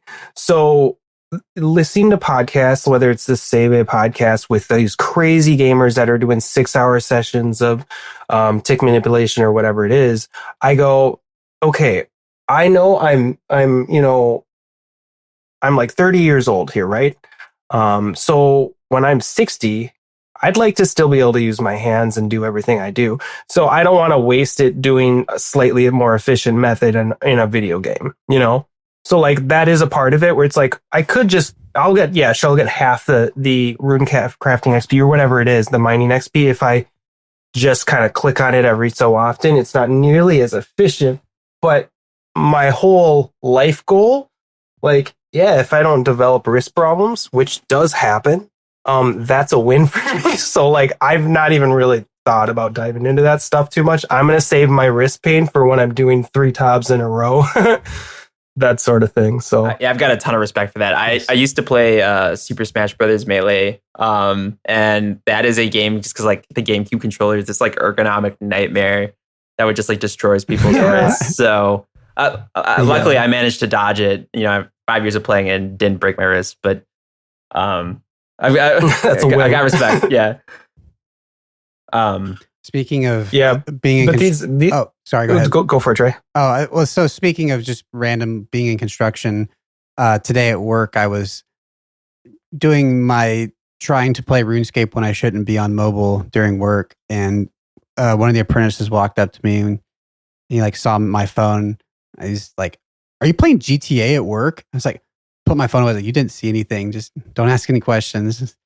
And well, hopefully he doesn't. But I didn't realize there was even GTA on mobile. But I was not about to explain that it was actually old school RuneScape, and I was catching anglerfish for like 15k XP per hour at best. But we won't go into all that. But bro, it's way more nerdy than that. Yeah, I respect the anglers though. The real answer would surprise you. Dude, okay, this isn't anything about efficiency. Maybe it is about efficiency. I have to ask this because I don't understand this on my iron. Why are like manta rays even like a thing? Anglers heal the same amount, right? So anglers heal the same amount. Mm-hmm. So, at 99. Correct. I should clarify, right? Yeah. I mean, right now, like the main way that you get manta rays is like this kind of like PVM problem where it's like you're getting it more from drops than like from actual skilling.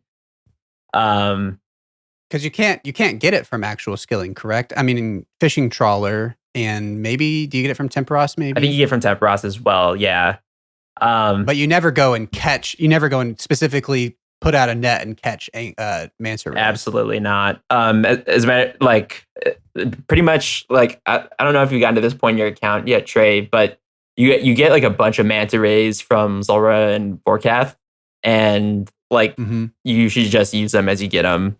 And if you need additional food beyond that, I'm gonna drop a little bit more tech. So you know how like people will like fish for caramwans, right?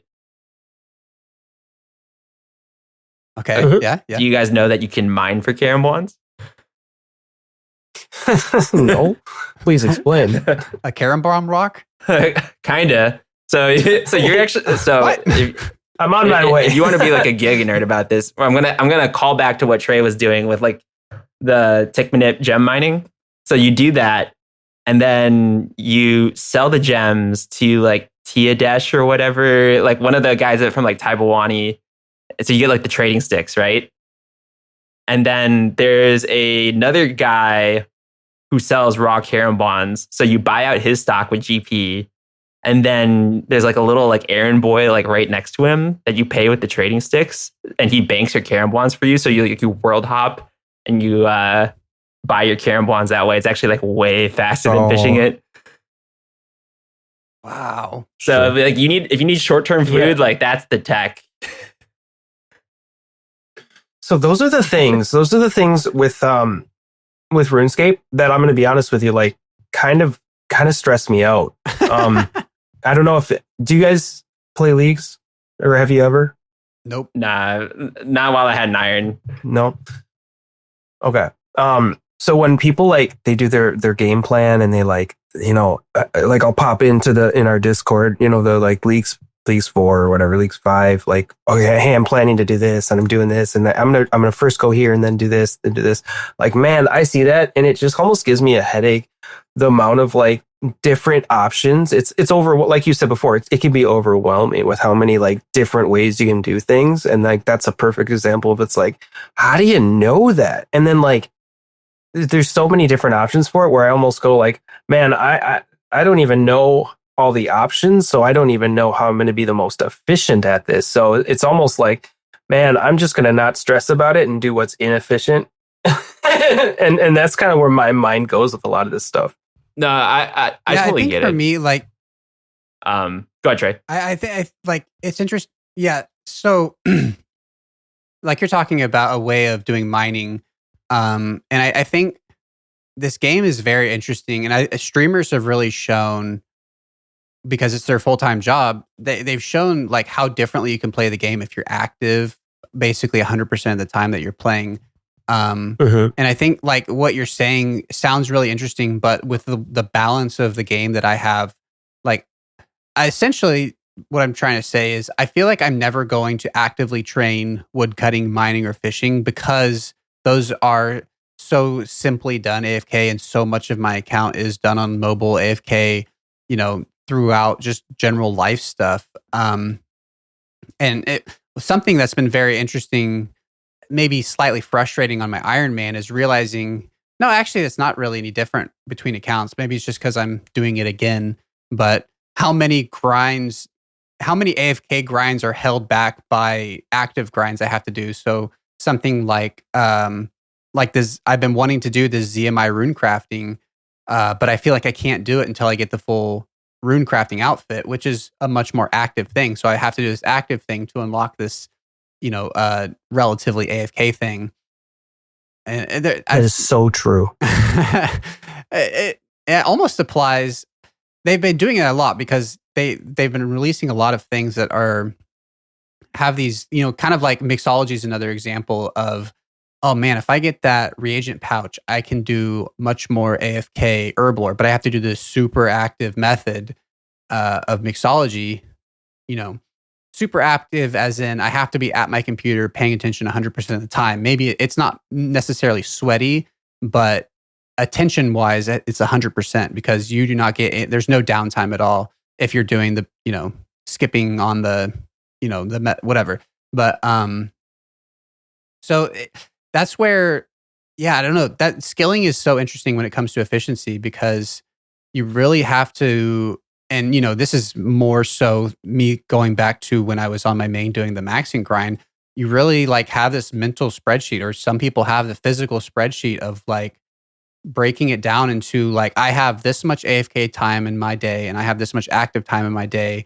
So I don't want to be doing fishing or mining, kind of going off this Karambron mining thing. Like, I don't want to do that because my active time is much more wisely spent or much more efficiently spent doing a skill that I can't do AFK, and then doing the fishing AFK or the mining AFK, because those things are much more possible.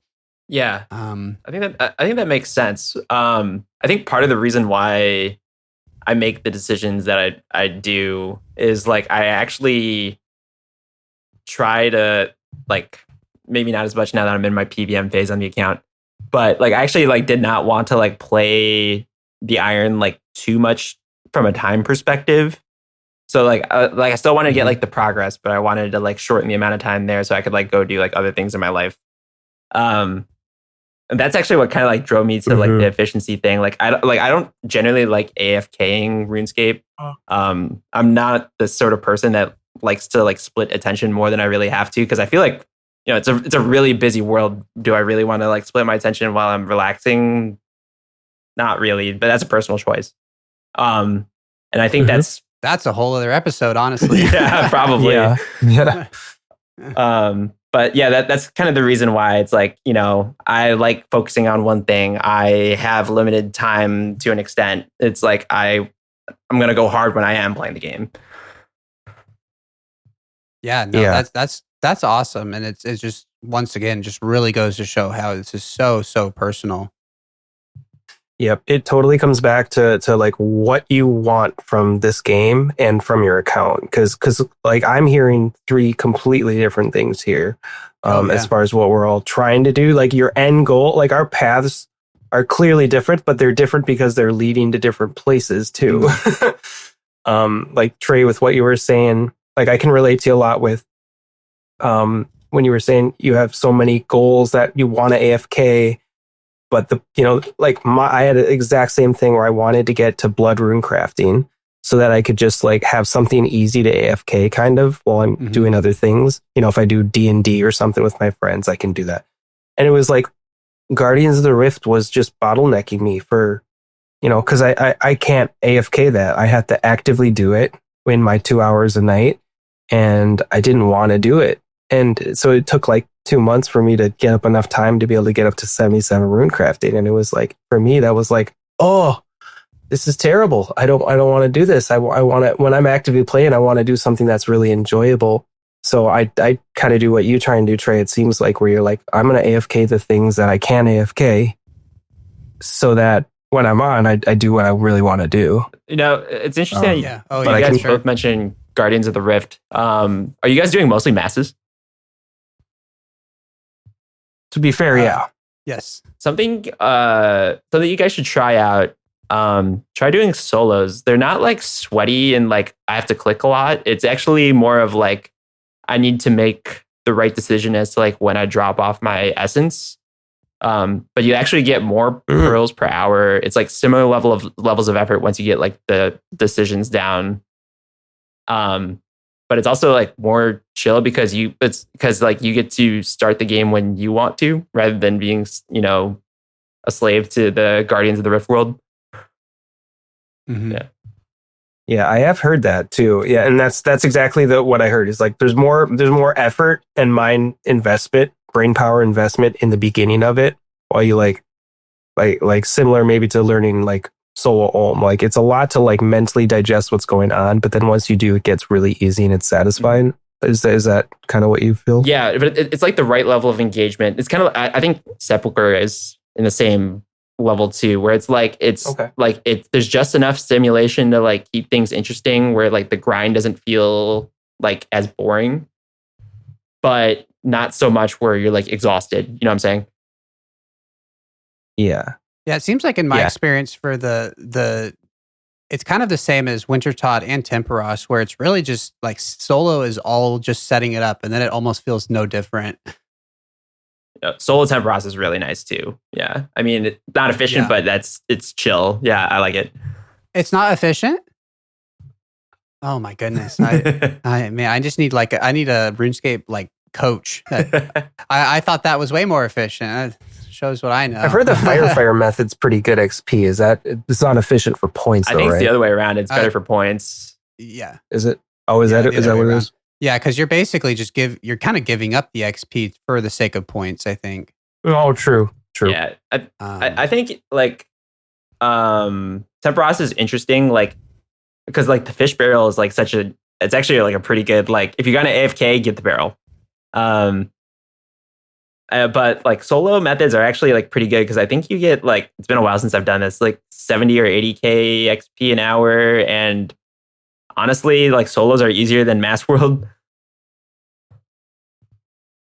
So just because it's a slower pace. Well, or what? The way that Temperos works is weird because it's like the damage you do controls like when the waves come in. So there's like certain thresholds for that. So You just need to make sure you like have enough fish before like certain thresholds. Guardians of the Rift actually works as kind of a similar mindset too. But yeah, it's nice. Like with sorry, go ahead. No, I was about finished. Okay. Yeah, I think the thing that's really nice about soloing those specific mini games is all the same mechanics happen, but they happen because of the action that you did, and so you know that those things are about to happen. Like you're saying with Temperos, like you're never going to have that time where you're like halfway through cooking an inventory of food and Temperos goes down. You know, like you're going to know like, okay, he's going to go down here, and you're just kind of you can run over there and be ready right when it happens because you know the exact number of fish that it takes. And yes, learning that, you know, the numbers and teaching yourself to stop yourself. I think it's 17 harpoon fish or something like those kind of early numbers. Like I remember I had to write it down when I was learning solo. But once you do that, it does become not more chill, but like less mentally taxing because you're not like trying. Because I feel like whenever I do masses, I'm trying to find the pace of that specific, like, especially since they adjusted Guardians of the Rift, like on a sliding scale. You kind of have to find for the number of people that are in there, like, okay, I'm going to get this many essence and I'm going to be able to do this much before like, you know, the portal spawns or that kind of stuff. But when you're solo, you have complete control over that and it's much more predictable, which is makes it mentally more relaxing, I guess is how I see it. Yeah, I think the big takeaway here is like if you don't like the current grind you're on, try looking at like a different way of doing it. You know, maybe it's more FK method, but I think, you know, what's counterintuitive for most people is like you might actually enjoy, you know, a quote unquote sweatier method just because it's like engaging a different part of your brain than you normally would have. It's actually right. probably a pretty good idea to like maybe drop a few resources, you know, for anyone who is interested in looking at some of this stuff. There's a couple Discords that I think people should check out. There is one called the Iron Man Skilling Methods Discord. And they have like all these like little like read-only channels for like all the skills. And there's like, you know, these like posts that explain like all the different methods. A lot of the tech that I lifted came from there. And then also there's like familiarity with like what some of the guides are out there. So, you know, for Iron Man, if you're, you know, checking out like the Bra Sailor guide or Osiris, depending on like what your goals are, those guides, like I wouldn't necessarily advocate like following it for most people, but I think it's a great idea to like, you know, maybe skim them and just kind of get a sense of like what's out there and figure out like what you want to pick and choose for your own account. Yeah, no, that's great. Were there any more of those resources? Oh yeah, I mean, there's the Iron Man gear Discord. That's huge. There's so many like cool like tricks. Like just like another random example. One that I suppose there's two. One of which I've shared with you guys before, but you guys know about like the teleport anchoring scroll. I know that it stops so. abyssal demons from teleporting, but other than that, yeah. So it turns out there's like a thing that you can do that just like makes it like totally like obsolete. It's like expensive, so it's like one of those things that you want to like figure out where it fits in your account's progression. But you can like spellbook swap as you attack Abbey demons, and like the animation from spellbook swap actually stops them from teleporting you. So you can just like loop back and forth between spellbook swap and ice barrage, and you don't have to like worry about stacking them. Oh, I love it. That's crazy. And then like and then there's like stuff like there's like tricks you can do, like spectral shields are like actually obsolete because there's like a trick you can do with demonic offering at Cerberus to like save even more prayer than a spectral shield.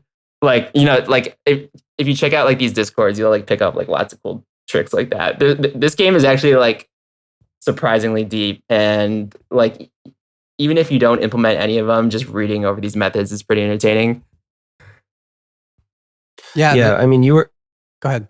Go for it. I was just gonna say you were explaining that that Serb method to me because I'm a notorious Serb hater. Mm-hmm.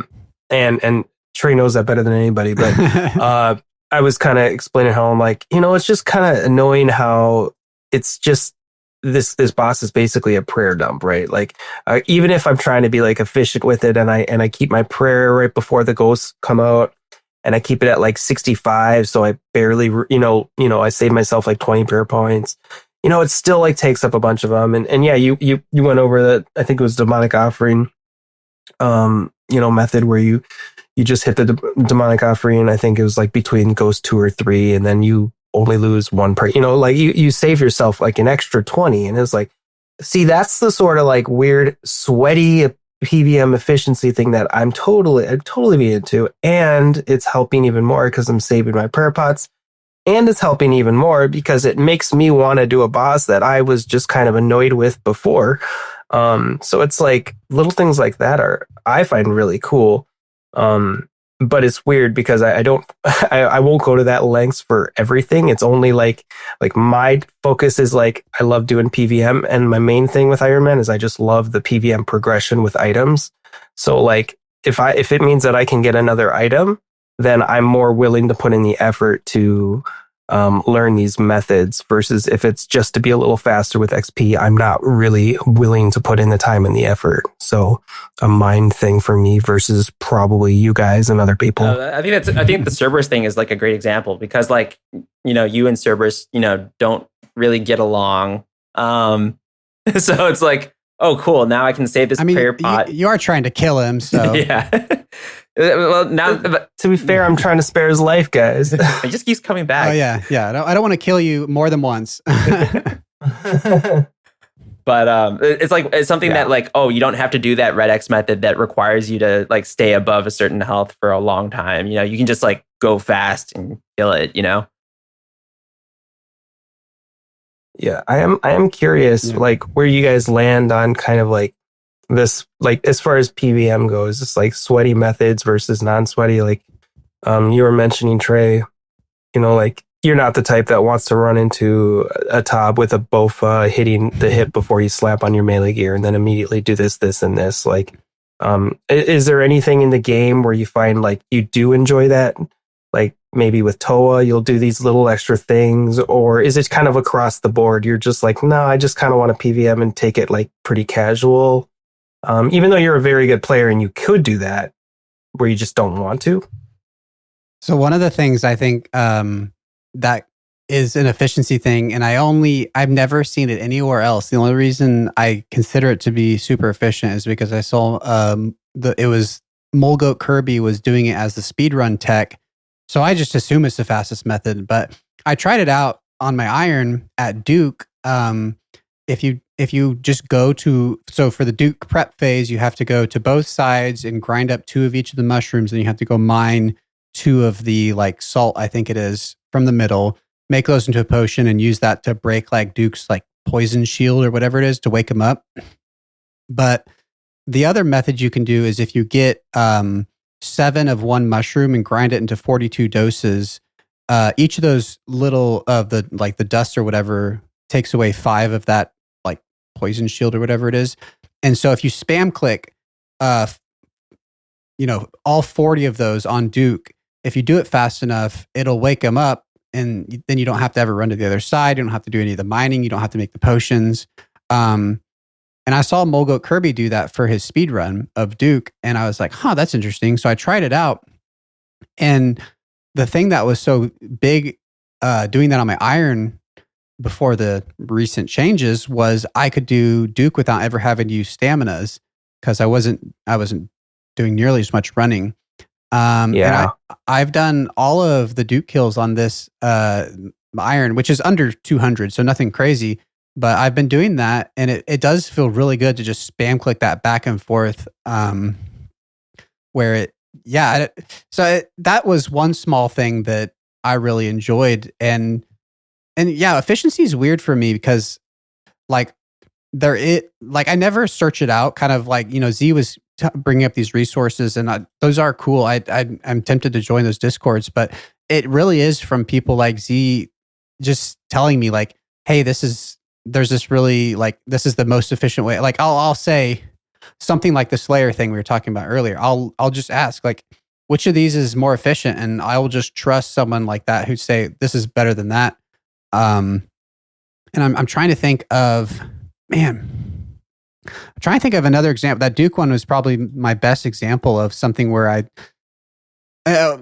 sorry, the reason I tangented there is because like I've never actually looked up to see if that's the most efficient way to do it, but it feels efficient and I like that. And it doesn't like cross that threshold of like too sweaty, I guess, too active. And that's, I mean, Duke is one of my favorite bosses, which I know is I'm in the minority there because I love the kind of slow, methodical rhythm of the actual fight part of it.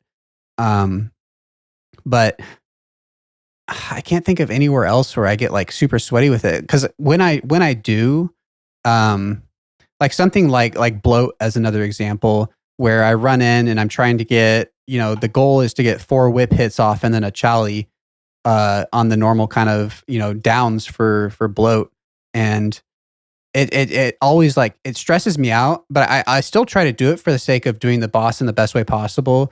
But I'm always like, oh, there's 4. Oh, I gotta get my chally in, and I don't know. It's more of like a sense of relief when I do it properly, as like satisfaction. And so I can't think of other bosses that really.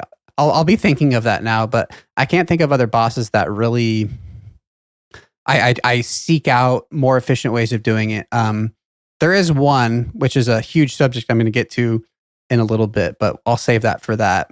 You guys probably can guess what it is, knowing where my account's at right now. But I was going to say, I was actually going to ask you about that, like for Corrupted Gauntlet. That's that to me, that's like the whole kind of game a little bit in a nutshell of like, all right, how efficient can you get the resources, like that sort of a thing. I don't know if you guys play that same sort of game where it's like, all right, I'm going to get this lowest possible time here and get in there and get the KC. Yeah. Okay. Go ahead, Trey. I know you got feelings on this one. All right, so let's talk about Corrupted Gauntlet. So I have so much to talk about with Corrupted Gauntlet.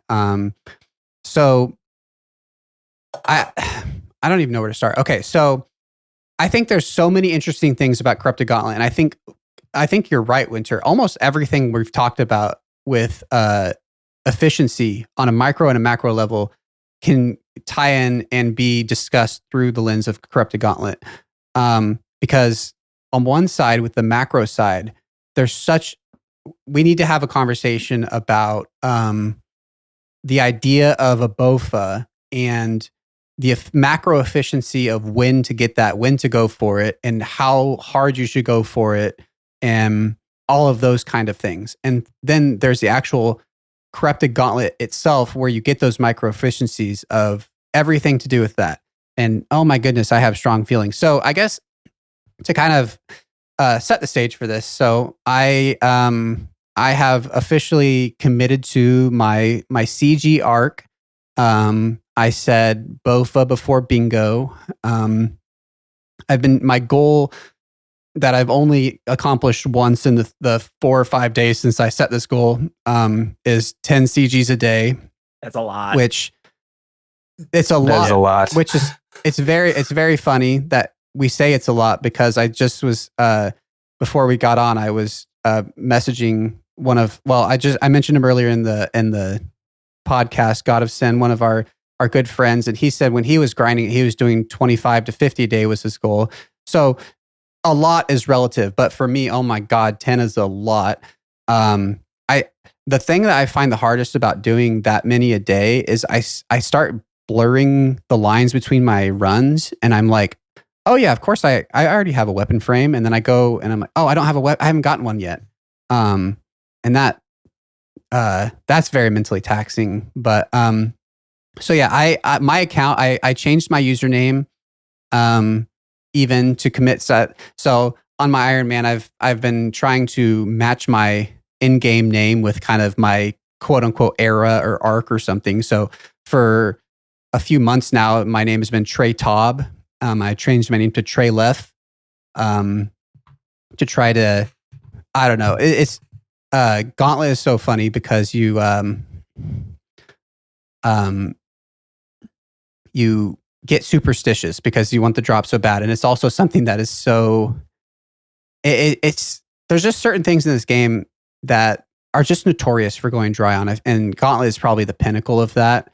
I feel like Ultor is another thing that people are kind of notorious about going dry on. But all that to say, the most important thing about this podcast tonight, I've been told that when I say there's this trend that's been happening, is where I say I'm going to grind something on the podcast, and the time when we record it to the time when it's released, I get that drop. So I want to very clearly say I am grinding for an enhanced crystal seed, and I hope I get it. Jagex, are you listening? I see what you're doing here. I've dove deep into the superstition. I even changed like the body type of my character to see if I had better luck as a woman. I you know, all that kind of stuff. That's more efficient. Yeah, definitely more efficient. Anyways, that less all said, wind resistance. there you go. That all said, so I guess let's start with the micro side of CG, because that's kind of what led into it. So I'm just gonna we'll just drop it now. So I think this is probably the most controversial thing I've ever said on this podcast, and I know I'm wrong, and I know mathematically I'm wrong, but I'm gonna say it, and I know I know you're gonna disagree with me. Oh no! You know, yeah. I'm guessing you know what I'm about to say. I think tier 2 is better. No. And I think yeah, I know. Here we are. I thought you were gonna. I did think you were gonna say, "I don't want to grind corrupted. I just want to grind normal gauntlet for it." So this is a little better. That one is objectively wrong. Shout out to another friend in the clan who just told me today they have 800 normal gauntlet and 3 CG, but the caveat there is they're mobile only. And I was like, I cannot in good conscience tell somebody who's mobile only that they need to be doing CG. But yeah. Okay. All right, let me try to make as much of a case as I can for this. And maybe I should clarify, this is an opinion that I have held for less than 12 hours. But so here's the series of events is I was at work, I was listening to a RuneScape video, and it auto played after it was over, it auto played to No Monkey's Corrupted Gauntlet guide. And I was like, hey, I'm doing Corrupted Gauntlet. Maybe I'll pick up something from this. Like I said, you know, I like No Monkey because he'll tell you, quote unquote, the most efficient way to do something. And maybe I can pick up something I could be doing a little bit better. Like Z-Space was saying, efficiency is something that kind of can grow as opposed to just a switch that you flip on and off. So, you know, he said basically, I was bad at CG and I've gotten good at it and I've never done tier 2 armor. You need to be doing tier 1 armor. You're dumb if you're doing tier 2 armor. And I was like, all right, I'm dumb. I accept that. So I came home from work and I was doing a bunch of T1 runs. And the thing is I'm going to make the argument that's not a skill issue because I'm at like 325 KC. I feel like I've gotten pretty good at the gauntlet. But I still, I don't think it's any faster. And I know that's the reason why I make the argument that's not faster is because we're going to get kind of granular into CG here, but I feel like 9 times out of 10, when you find, let's say, wood, it's a room that's full of wood. So you're going to have 3 wood trees. And yes, you still have to go cut 7 of those woods. But I don't find that the holdup with tier 2 is finding enough of the resources. Because if you find a room with wood, you're going to have enough wood usually. Now, you're still going to have the runs where you don't find any wood, which right before we recorded was really pissing me off because I had 2 runs that I had one where I just had to leave because it seemed like cotton was the only thing in the entire run. But I feel like finding the resources has never been a holdup for me as far as prepping in time. The thing that I have found a lot more often is getting enough fish. And if you do tier 1, you need like even more fish. And maybe that's where you could say the skill issue comes into effect because maybe I'm just using too many fish during the fight. So that's my first argument. And my second argument is tier 1 is like, this is a very cliche thing to say about CG, but the biggest like time loss, this is the biggest argument people tier 2 make. The biggest time loss is deaths. And I don't die at CG anymore, really, besides kind of flukes here and there. But I feel like the occasional flukes are enhanced. That I don't want to use that word. But they are enhanced when you're using tier 1 armor, because like, for example, if you get 3 tornadoes are stacked on each other and you get hit by them, you're going to take a lot more damage and you can get one hit. Whereas with tier 2 armor, I don't know if I've ever been completely one hit by a stack of tornadoes, because I have a little more damage resistance. And also I feel like I'm like flailing here, desperately trying to make my case. But no, you're good. You're getting some good points here. Keep going. The other thing that I feel like is an underrated part of tier 2 armor is not only is it better defense, but it does have much better accuracy bonuses as well. So you do get increased DPS, maybe not a max hit. That's where we get into the a real sweaty side stuff I don't know. But yeah, so I guess overall my argument is I don't feel like tier 1 speeds up prep. At least maybe it's because I'm still getting used to it, and I feel like the consistency of the fights and the potentially decrease in your damage makes tier 2 better than tier 1. Now, I would love to hear all of the responses to that. All right, on this special edition of Point Counterpoint RuneScape Edition.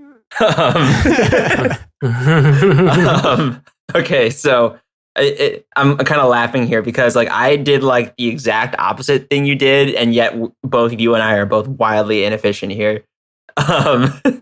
So what I did is I basically like before I like fully routed out like everything on my account, I went like straight to Corrupted Gauntlet, and I did it in like probably it's a pretty scuffed way. Like by the time I was doing CG, I had like 77 mage and like 65 range.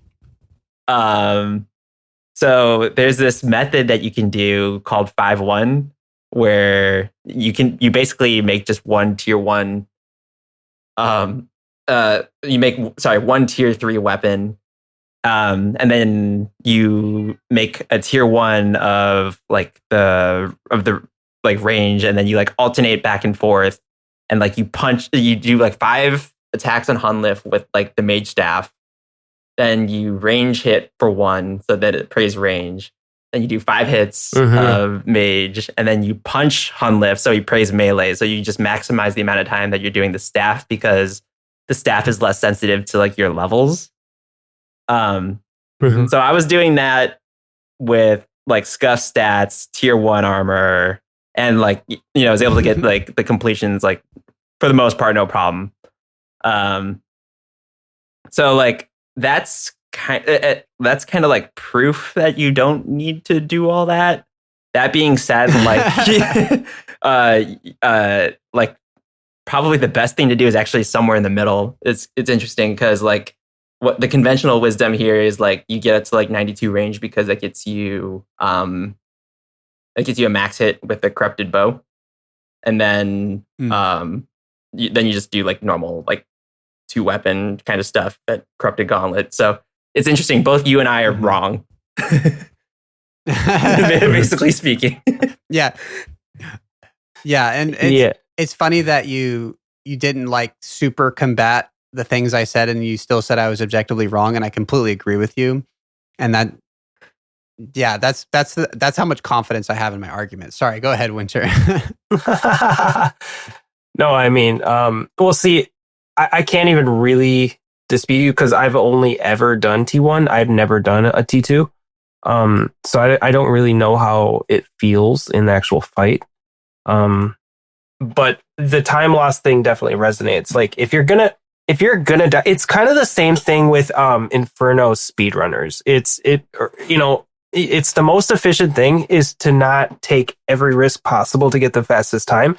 It's to evaluate what's not likely not going to kill you, but also save the time.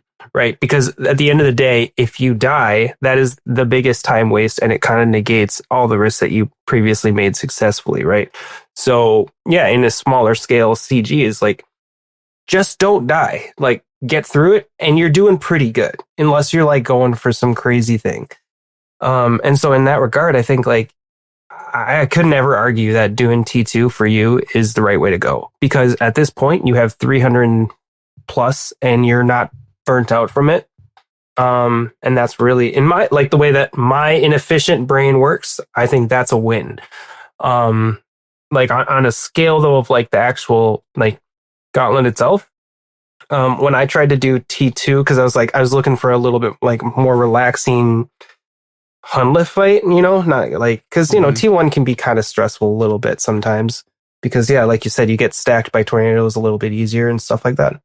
So I was like, okay, I'll just do a little bit less chill prep and a little bit more chill Hunlift.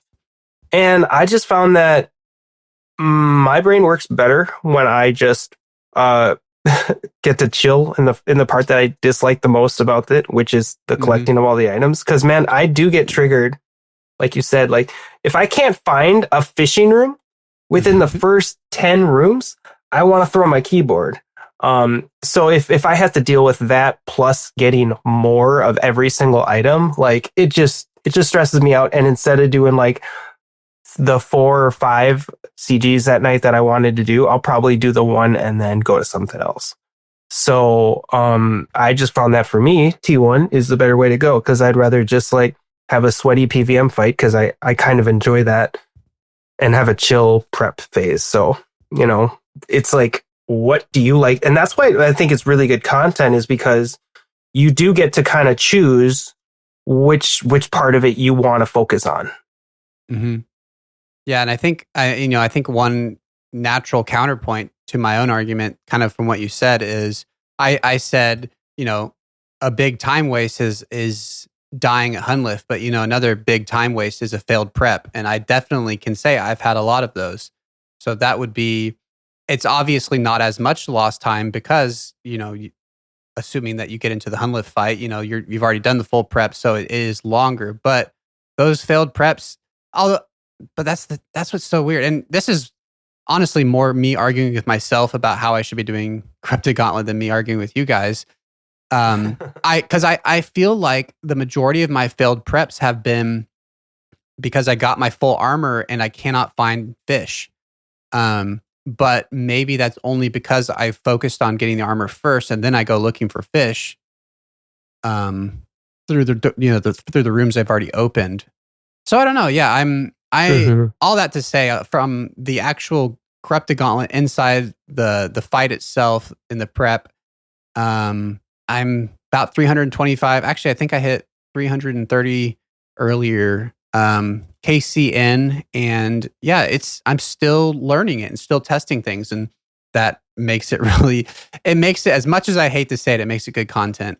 So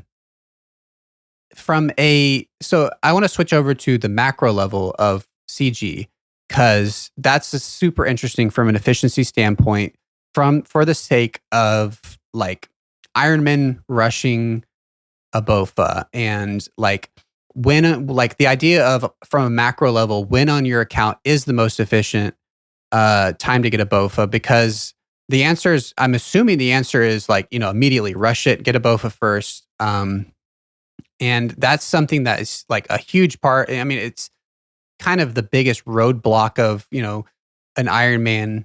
It feels like, at least, and it unlocks so much. It's such a good weapon that you can get, and it's something you can get early on because it doesn't have gear requirements. But yeah, I'm curious on you guys' thoughts on zooming out to the macro level of your goals on your account. It kind of feels like, I don't think it's necessarily iron only. I mean, I've said a bunch that my favorite memory on my main is my BOFA rebuild. So it kind of plays a part in that as well. But as far as getting to CG and the efficiency of that on your account in the timeline of a new account, where do you guys kind of land on that? I got a lot of thoughts on this. Winter, you go first. Oh, good. Yeah, I mean, I'll let you handle most of it. I mean, it's it's the one grind in my account that I was willing to be efficient on. Like I once I realized that how important it was, and it was because I was doing a root crossbow at Toa. That's when I realized like I really should lock myself here. And if you know me, you know I don't really lock myself anywhere. So I pretty much did do that though. Like, and that's how important the item is. And you can go on any Reddit, any OSRS 2000 whatever 2007 Scape Reddit, and you'll see it everywhere. And you'll have 1 out of 20 people that are like, nope, I'm just gonna skip it. And it's such an important item that it's like it's worth being efficient for because it's so massive. And if you know, like Z was saying, if you go with a mage staff, you don't have to go necessarily as sweaty with like the method he was saying, but like if you're gonna go that early, you kind of have to probably get KCs. But it's like you can scale the magic, get KCs with a low magic level that way, and do it early, and it's probably worth doing. Yeah, and one of the things that like is you're talking about all the Reddits and stuff. One of the things for me that's I guess I could say adding pressure or making me feel like I have to do it is unlike a lot of people who switch to Iron Man and start all over. Is I had a BOFA on my main and I've experienced a BOFA and I know how good it is and I know what I'm being held back from doing because I've done BOFA only Zora, I've done BOFA only Muspa, and I've used the BOFA at Toa and Cox, and I know how much of a step up in my account it would be to get without having to have other people tell me. And so it's making that desire like multiplied exponentially, it feels like. It's a true game breaker with your account. Yeah. Yeah. What are your thoughts, Z? So I love the BOFA from like a damage standpoint. The warping it does to the Iron Man progression is like actually unreal. So here's an example, right? Mm-hmm. So let's say you go on rate for a BOFA and your armor seeds. So let's say 400 KC. And let's assume you're doing that, like, let's say you're doing it in like 9-minute average. Kind of like, I think a lot of people who are learning are probably going to be somewhere in that range. So that's like 3,600 minutes, right? So you spend like 60 hours doing Corrupted Gauntlet. And then if you compare that to like where you would use like a BOFA, Toa we were talking about, right? Having a BOFA means you can go do like 400 level raids compared to like maybe 300 if you're doing with a rune crossbow, something like that. So, and like the purple rate is like seriously like double that. So if you consider the fact that like you have to run like half as many Toas basically, and then you like extrapolate that out to like every other grind, like going to God Wars is going to be much faster with a BOFA. Like you just save so much time by getting a BOFA that you literally have like no choice from like a time perspective anyway, but go for the BOFA. Like actually, yeah, yep. Like I think it's like super unhealthy. Like I hate that like there's not really like a good off ramp. Even things like Zulrah, although Zulrah's gotten a little bit better. So like BOFA makes Zulrah like pretty chill, but with the release of the Royal Titans, they have like that Twin Flame staff, which is like a solid like off ramp if you want to do Zulrah early. It's just like BOFA opens up so much, and especially if you consider like how the gear just like feeds each other. You get BOFA, now you can go do Zulrah, you can go do Bandos, you can go do Inferno even if you want. Like at that point, it's like I hate what it does to the progression, but I love the weapon. Yeah, it's such a exactly. I mean, that's exactly what I've been struggling with. Is exactly what you're saying. Like, I know how good it is, and I know that I have to be there. I don't I don't like not want to be there in the sense of like, it's just so hard. I guess I don't like any time in this game when I feel like I have to do something. There's goals that there's goals that I set for myself. And I think a kind of almost funny way that we've been kind of a through line of what we've been saying is almost like the more you know about the game, the more you feel bottlenecked into certain things. And yeah, knowing that I have to have the BOFA has made me kind of lock myself here. And that's a really, really dangerous thing when it's a 1 in 400. I'm getting near rate. It could be 1400 by the time I get it.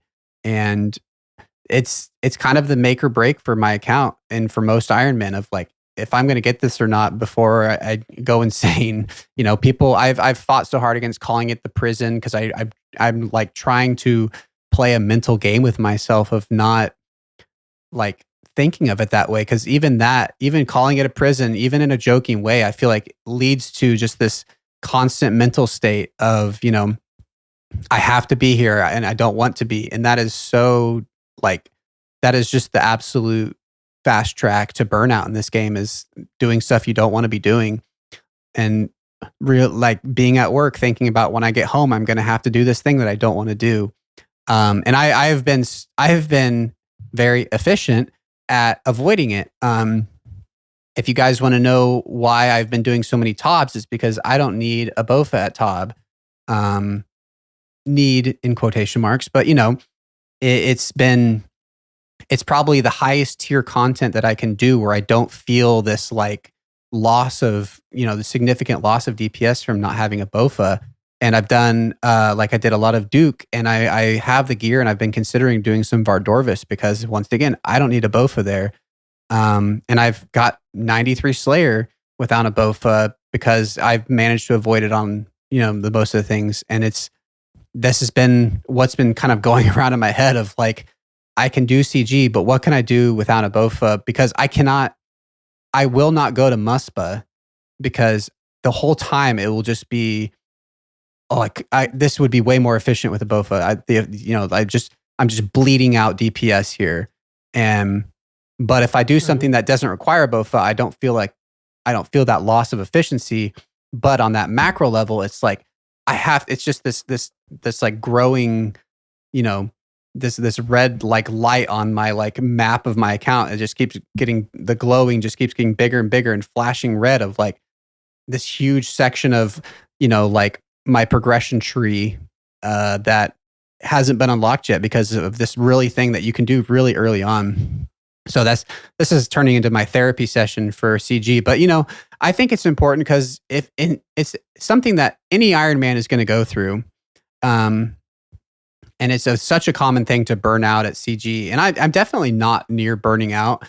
And I've played this game long enough and I love this game that I will leave and I will just not get a BOFA for a long time if it's that or burning out because I don't want to burn out. Mm-hmm.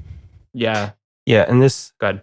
If I can get a soapbox here, like this is a hill I'll die on. Like there really needs to be some sort of slope off in the dry protection. And I'm talking the 3% of people that go 8 times rate for something. Because like it really is crazy when you think about the fact that like you see these people that post on Reddit that have 3,200 cryptic gauntlets. I've literally seen that number and he doesn't have one. And that's what, probably about 8 times dry, right? And it's like the amount of time that he spent in there just to get this item that you just explained how crucial it is. My God, I can't imagine anybody, and hey, if you guys disagree, tell me, but like, I can't imagine anybody that's gone 8 times dry on an item like that would ever argue that that's a healthy thing. And I'm not saying change rates on everything to make it easier, but I'm saying start sloping it off so that you don't just fall through the cracks and you're that one unlucky person that has to spend 10,000 hours getting your T-bow, you know. And I know it's not, you know, the game wasn't built for irons, but you have to start to consider the fact that About half the people that play right now play as irons too. So like it is a big portion of their player base. And, just for how unhealthy a lot of these grinds have been to get items lately, like a lot of them are pretty high, like over 200 hours to get an item on some of these. And then you have people that go 8 times the rate. I feel like a lot of the people that are complaining about dry protection as a thing, and again, I'm just talking about sloping it off after 5 times dry or so. I feel like a lot of these people haven't gone dry on these things. And so they haven't experienced like literally the burnout and the quit that probably tons of people have.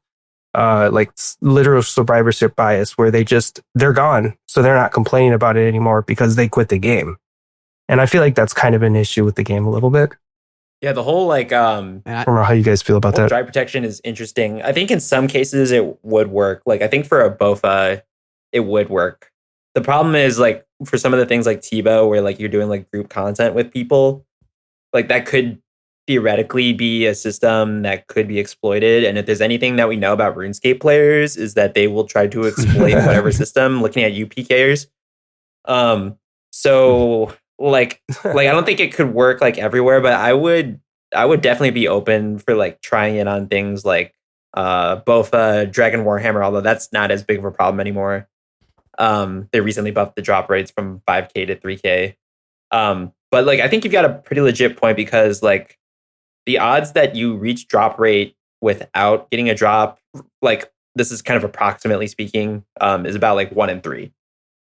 So like, if you have, let's say, like a 10% chance of going double rate, and you consider like how many grinds there are like for an Iron Man, like you have to be mentally ready to go like double dry. That's just the way it is.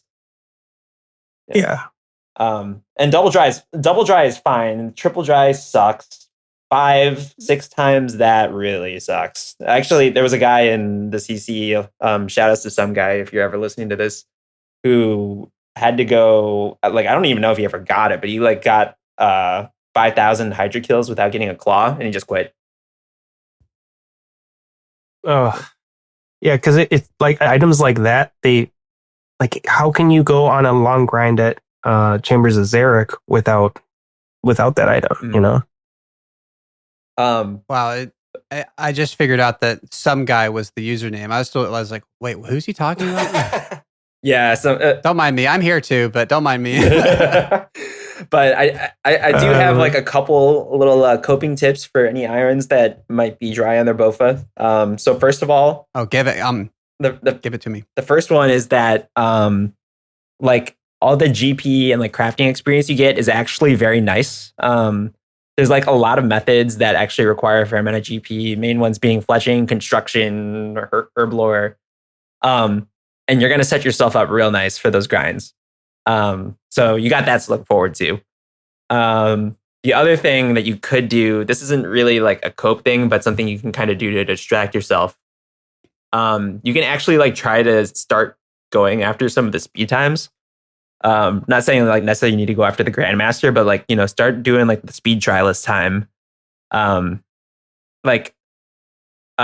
it'll distract you. And 2, when you get good enough that you're like, that you can consistently get that time, if you like take that time saving over, say like the 400 KC you got, let's say you implemented that for like half of that, you're saving like 200 minutes, right there, So, and it's not, you'd be surprised that like, it's not that much harder to get the speed trialist time compared to a normal run. Try it out.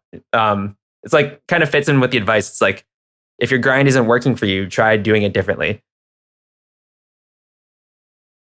Yeah, I totally agree with that. Yeah, you can always see the moment that happens for like I watch a ton of like Iron Man completionist content creators, and yeah, CG is one of those things around like 100 to 200 KC. That you can tell they're starting to get burnt out, and they're like, all right, we're just gonna see if we can get all the CAs here, and they try to do all the different things. Yeah, it keeps it fresh, but.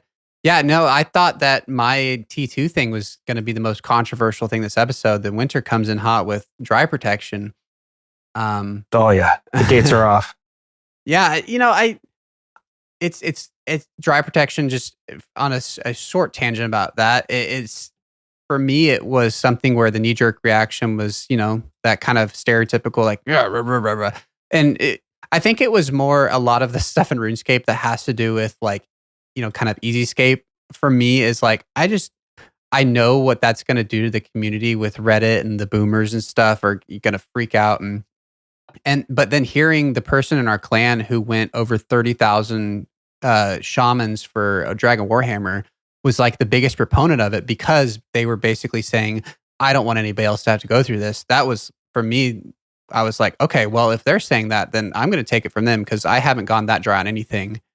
And yeah, I think when like that specific like proposal that kind of blew up on Reddit originally about dry protection, you really have to look at the numbers on it. And it's a tiny incremental increase that goes up for the driest of dry people. It's not double rate at 2 times dry like a lot of people think it is, which is, not the first time the RuneScape community has overreacted to a suggestion like that.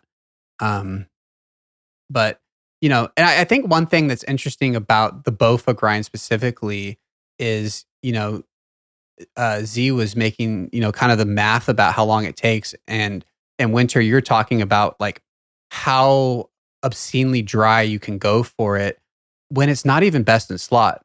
Like if you're going that dry for a T-bow, the idea is like, yeah, but man, when you get it, like you got the pinnacle item. But like BOFA is like, you do all of that. And this is something that actually happened to another person in our clan. They went, I believe, 1,300 dry for a BOFA and then got their T-bow like shortly after. And then you're left feeling almost like, that was for nothing maybe. Like if you get a T-bow going super dry for T-bow, then it's, you've reached the summit of at least the range combat style. But if you go that dry for a BOFA, it's like, okay, I'm getting this so I can go on to my next range upgrade grind. So it's a little different in that sense, I guess. Yep. And it's not like it's like a side grade where you don't have to do it like you said. Like I'm going for the mace from Nightmare, right? And it's 1 in 1,200 on 10-minute kills or 8-minute kills, But like I can't complain about that because it's not something I need. BOFA's arguably something you need until you can get a T-bow. Yeah. Like you really can't unless you're like a god tier PVM or like you're really not going to consider doing Inferno without a BOFA. But if you're a god tier PVM, you're going to know how good that is, and you're probably going to, unless you have a special account build, you're going to go for that because you know how good it is. So, it really goes back to what Z was saying, where it's a great weapon. It's good. It's almost too good because it's so good that you have to go for it. And I appreciate so much about RuneScape that they have very few things that are like that. And the BOFA almost sticks out like a sore thumb because it is that. And I simultaneously wish it wasn't like that, but I want to get it because I know how good it is and I don't want them to just take it away. And then there's been times in VC where I've been talking about my BOFA and somebody, an old timer will pop off and say, well, I did 2,000 Zoro KC before they even released the BOFA. So it's like, and that's not to say that they're being a boomer. It's to say like, yeah, it is possible. Like you can get an Inferno KC with, a rune crossbow. Like it is possible. And maybe this is, the red prison is the one inside your head because you're convincing yourself that you need something, which is always a really dangerous mindset anywhere in this game of I can't play the game until I do this thing I hate, going back to that kind of idea. So yeah, it all ties in together in this whole therapy session for me. Yeah, but you got to keep in mind too, like they nerfed the blowpipe massively since that person did those Zalras. So like blowpipe, like the reason the BOFA's here is because it filled the void that blowpipe previously at its previous DPS used to fill. The void they created. So, like, was even better. The void they created, they did it on purpose. Like this was an artificial thing they did on purpose. So it's, and it's like a rite of passage in my mind, kind of. And I think a lot of people's mind for the Iron Man grind, where it's like, okay, this is like you said, like a 60-hour grind, but it could be a 600-hour grind, whatever. But like somewhere in there, and if you can't get this, then you're gonna have a really bad time with the grinds that are coming up. So like it's not a bad thing, but like you said, tapering off that last little bit, so you're not gonna expect to have to do more than 2,000 of them. Might be a good thing. So.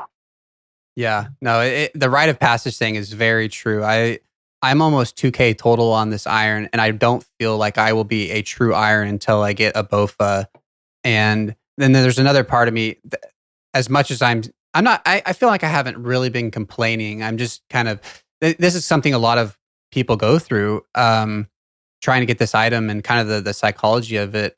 But there is a part of me that I'll be happy that I'm almost a drop rate, and I'll be happy that I have to go to drop rate because I've been getting so much shit for how spooned my iron is, and I deserve it because I've been obscenely spooned on some things. And it'll be nice to have something that I had to do, and the pinnacle of iron grinds, I had to go the distance for it. And I'll feel like a true Iron Man once I get it, if I ever do. That so he'll either have a BOFA next episode or say hello to Trey UIM, one or the other. Yeah, exactly.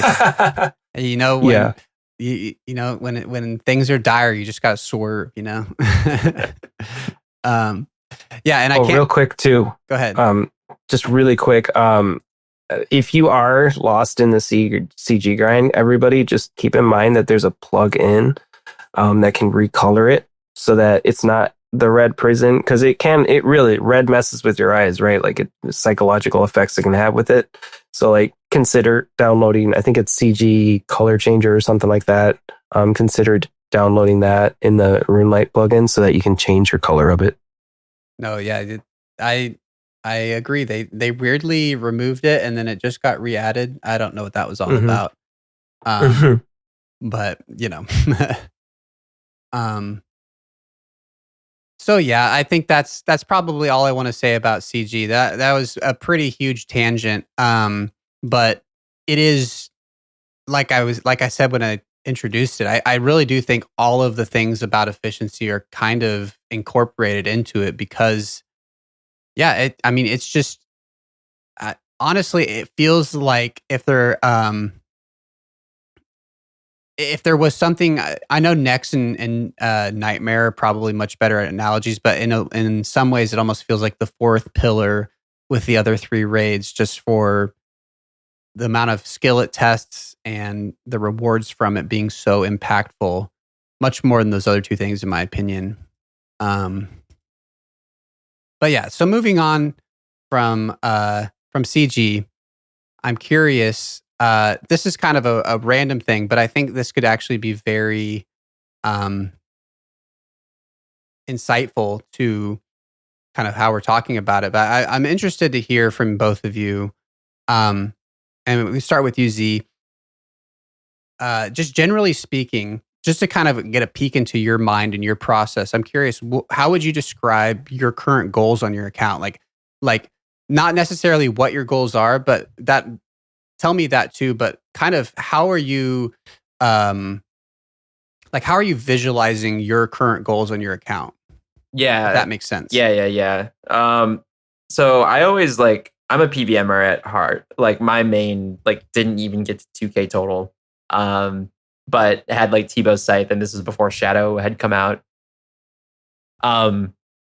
So I kind of want to get to a point where I have all of the sort of the second tier gear. So it's I don't necessarily need all the mega rares, but I did get spooned out of Scythe.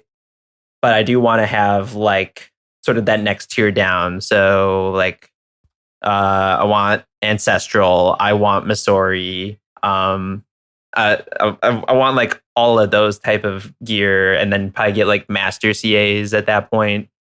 Mm-hmm. So it's I feel like there's a trend that's coming out of a lot of the stuff that I'm talking about. It's I am happy getting kind of like the second tier stuff because I will have experienced like 95% of the game even without like that absolute like top end. But what I know is going to happen to me is I'm going to get to that point. I'll be like, I could get Blorva. I could get all 3 mega rares. But for where I'm at today, that's kind of where I want to be. And like, it's kind of been like sort of bittersweet like this last couple of months. So like, I went from basically, so like a year ago around this time, like I had just gotten like my BGS and like I didn't start TOA, I didn't start TOB or anything like that. I've got like my Fang, my Light Bear, Dex, Hydra's Claw. I got a Scythe, and it's just like I just got my Ranker, my Prims. There's like all these like boxes that are getting checked off for me that I'm like, oh, those kind of went by faster than I wanted them to. So I don't know. I think that I think that point of starting to be looking towards like that top end gear is going to be creeping up on me. Does that? I mean, I think one of the things that's most intimidating me about this iron. Do you feel that like that feeling of how is it going to feel when all I have left is the mega rares? And like when I log on, the only thing I feel like I can do is send chambers all day long. Like that scares me so much. And I've seen people who they log on, once again, going back to logging on and being miserable because you have to do something, because I feel like so much of what this game is the world is it's a sandbox game, and you start just building your sandcastles, and you just have the little spot in the center where you're trying to build that last sandcastle, and you've run out of side goals. You've run out of, tertiary things that you can be doing. You got your quest cape, your diary cape, and everything possible. And it's so scary to think about. I mean, in a sense, that's why I abandoned my main, because that was every skill was one of the goals, and I got all of the goals. And I worry about that. Like, do you like, does that scare you, I guess is what I'm asking? Honestly, not really. So the thing is, like, I really genuinely enjoy the raids. So when I was on my main, I was like dipping my my toes into kind of like the high end like top strats. So like if you've ever seen the speedrun stuff, you can do like Phoenix Necklace on bloat for like 1 down bloats, which is hilarious. You can then you're also doing things like dropping imbued hearts on the ground at Nilos so that you're all like mage boosted. And then there's other strats where it's like at phase 1 scam. Yeah, phase 1 Verzik.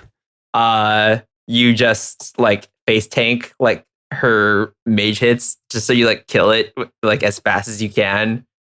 I can see myself like getting into some of those like speed strats for some of like the other raids, although you can't do all of them on an iron. Like you can't drop the heart, obviously. But there's like stuff like even at TOA right now, there's actually like, I don't know if this is like newer tech, but did you guys know that you can like damage skip like the mage scarab using a yellow Karis? Oh, really? Yeah. So is it like a ticky or kind of? It's like a 4-tick window where you can actually do it. But okay. So what that means is like you can kind of like ignore the mage scarab and just keep swarming like during that phase transition. So that Kefri doesn't heal up. And then ends up saving like interesting. Yeah, there was like a world record time that came through kind of recently. It was like 24 minutes or something for like I forget what invo. I was like, yo, that looks sick. Like those are the kinds of things that I like put like a mental note of, and eventually I get around to like trying to implement them. And like that sort of thing is a lot of fun for me. Yeah, that makes me question myself so much, because I don't see myself ever doing stuff like that. And if that's the key to keep pushing further and further to hundreds of raids, that's maybe what worries me most about burning out or not being able to.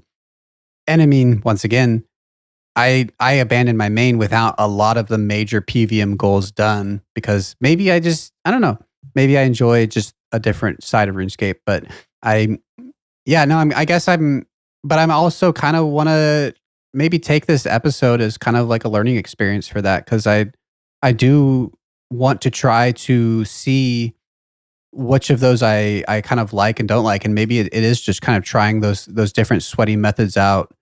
Um, but yeah, that's cool. I'm jealous, I guess, is what I'm saying, of that desire to push for, faster and faster times and more efficient things.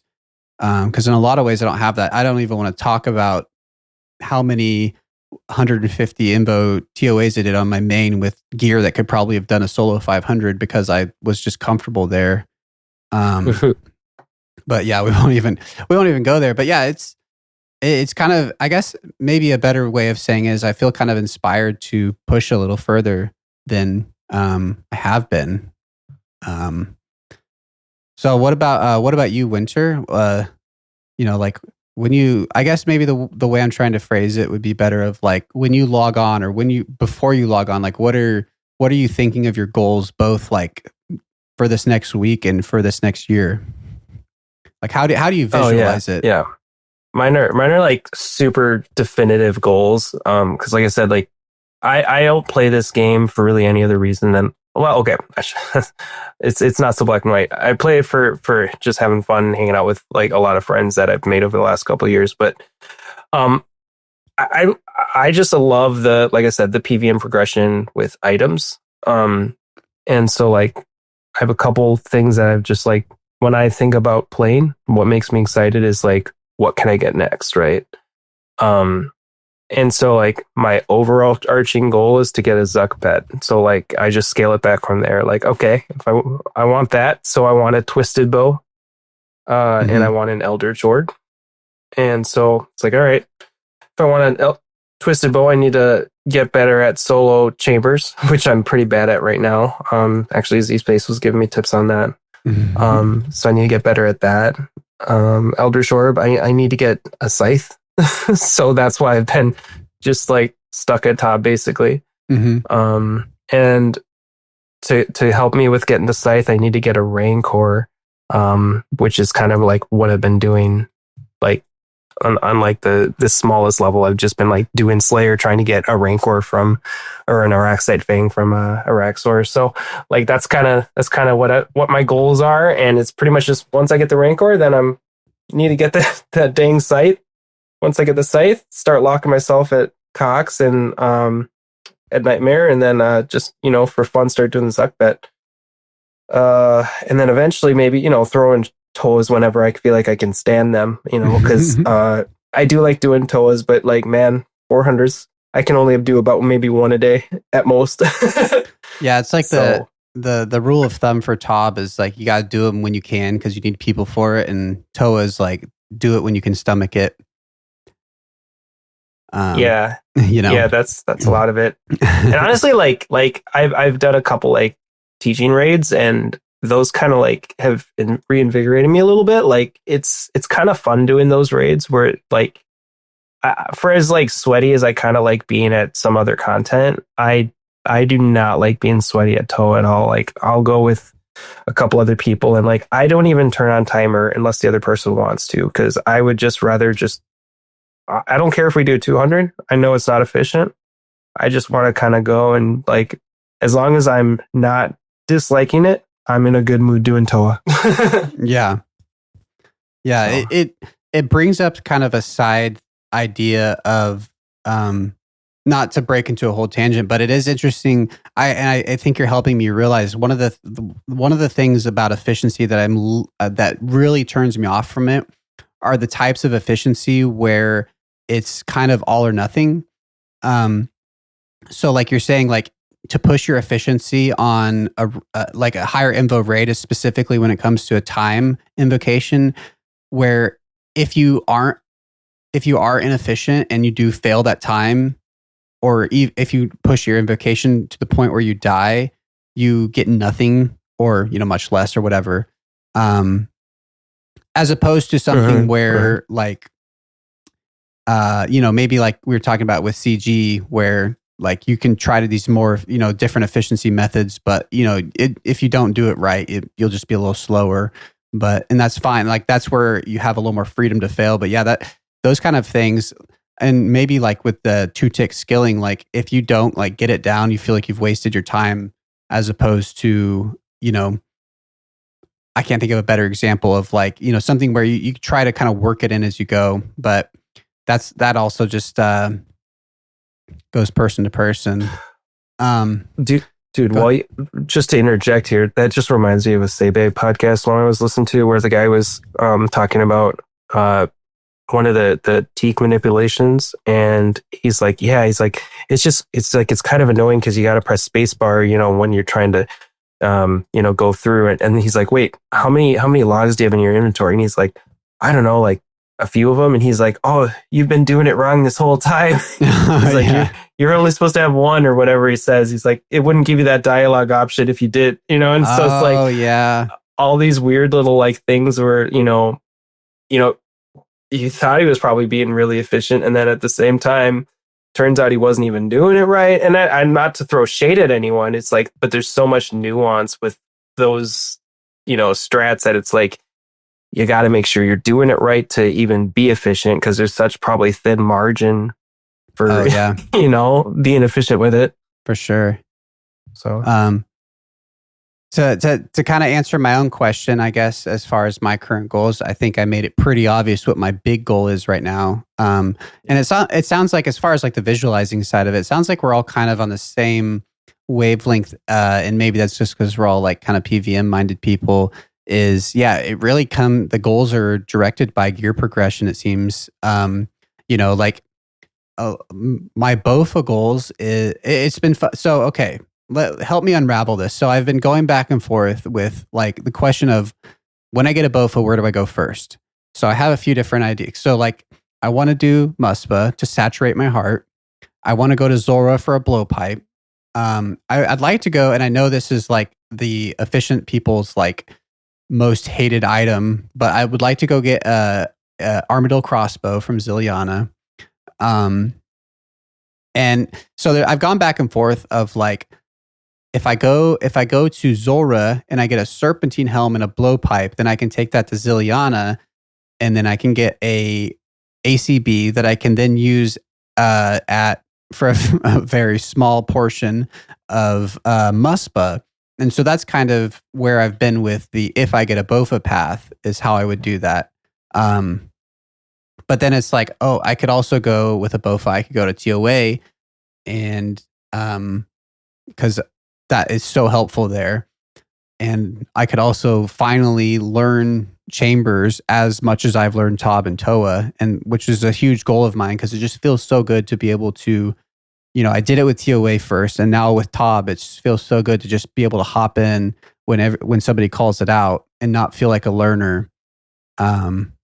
So yeah, that's been the, if I get a BOFA path. And currently, once again, the way I'm visualizing it is I have to get a BOFA. And so that's kind of how I'm railroading myself. But, I'm trying to, as far as my goals, I'm also trying to get 99 farming as soon as possible, because I love that cape. It's such a good close to bank teleport. I just got 94 today. And so I'm trying to do what I consider, full farming, which is doing my trees, my fruit trees, Hespori whenever I can. Shout out 69 KC I got today on Hespori without a bucket. Nice. So yep. Tomorrow I should hit double dry. And I've been trying to kind of keep it to just that. I would love to go after construction, because like Z was saying, I have a lot of money from my CGs, and I have a lot of mahogany logs from when I was doing my Corinda Elite Diary grind. And so, yeah, I'm kind of, yeah, it's just weird. The goals are so weird because of that whole conversation we just had. It's like, I feel like I am at this huge wall of CG, and I don't mean to make it sound as negative as it does, but it once again, it's a prison that I've chosen to put myself in, which is why I don't think it's a prison. But it's just too good to pass up. So it's a weird. My account is in a kind of a weird spot at the moment, and it'll feel. I said it. I said when I get my BOFA might be the first time I've cried at RuneScape, but we'll see. But we can only hope. Yeah, and it's like I think it's fair. I think it's fair what you're saying too, because like saturating that heart is like such a big priority once you get a heart, especially like since you're doing top. And like I've done both. I did Muspa before and after I had a BOFA, and it is such a night and day difference. Like you really can just BOFA the whole thing. You don't have to do a mage swap. You can just do the step back method. But man, doing the mage or freezing them and then also using like what other range weapon, it's like, it's just so much slower. Like I was getting 4-minute kills, you know, like, I definitely decided to do what you're thinking of doing, getting the BOFA first and then going to Muspa. It makes sense, you know, it's that big of a difference even just there.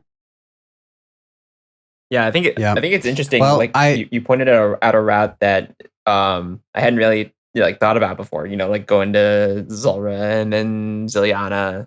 Yeah, sort of like what I would say is probably the most common path is like people will like go to like Zulrah and then like maybe Bandos and then like Toa. Like I would say that's probably like the most common. But I think it's I think it just kind of just goes to show, like even with like this other route, BOFA is just this massive black hole in the progression. Yeah, it is. And you know, funny thing, you know, here's another like a funny Iron Man thing. I got a huge left hook yesterday because I got 8 steps into a master clue and then hit the clue where I need a Bandos boots, and I was like, okay, well maybe that's gonna jump up Bandos in my, and I didn't drop it because it took me so long. I've never done a master on my iron, and it took me so long to finally get up the, you know, like get the motivation to do that master. And I did 8 steps and it was so painful. And I'm like, I refuse to, like, I'm getting obstinate now. I refuse to drop it. And so I'm like, maybe I'll just go straight to Bandos when I get my BOFA, because I'm going to get this stupid master done and it's going to be worth like 50K. You know, but I'll have the Bandos boots. And, you know, the cool thing about that is if I go to Bandos and I get Bandos boots, I'll be excited that one time. And I guess I'll be excited because I need a second one as well. That's a good point. I don't make really it so you're not upset boots, when you get the boots. We got a few you can borrow. Yeah, I bet. Well, yeah. Well, so that, I think that's probably, you know, about all. Well, no, that's not even close to all there is to say about efficiency, but probably all we're going to get to tonight without just starting to completely repeat ourselves. Not that we haven't already started doing that, especially me, but yeah, it's a never-ending conversation. It's an extremely personal thing to every different account, and at the end of the day, it's all about, you know, what you choose to do for yourself. You know, I think Z Space is really kind of represented the side of people who find that finding those micro efficiencies enhances the game, enhances the satisfaction once you've completed them. And, you know, me and Winter, you know, we're dumb fucks over here who just, you know, log on and just kind of stumble around the game. I'm sorry, I'm joking. But, you know, like there's another. Yeah. There is another side of that. And, you know, as always, I feel like it should be the motto of this podcast. Just do what you want to do. This is a video game. Have fun. But I think it's really cool to hear from that kind of other side of not even other side. I mean, it's just, you do it in some places, you don't do it in other places. It's whatever you choose to do. But it's cool to hear from the people who engage with that more and get more out of it, I feel like, than I do, or maybe than I do currently, because like I said, I'm kind of inspired to try more of those efficiencies. And yeah, so kind of in the sake of wrapping things up, you know, first off to Winter, like any final kind of parting thoughts on the subject of efficiency?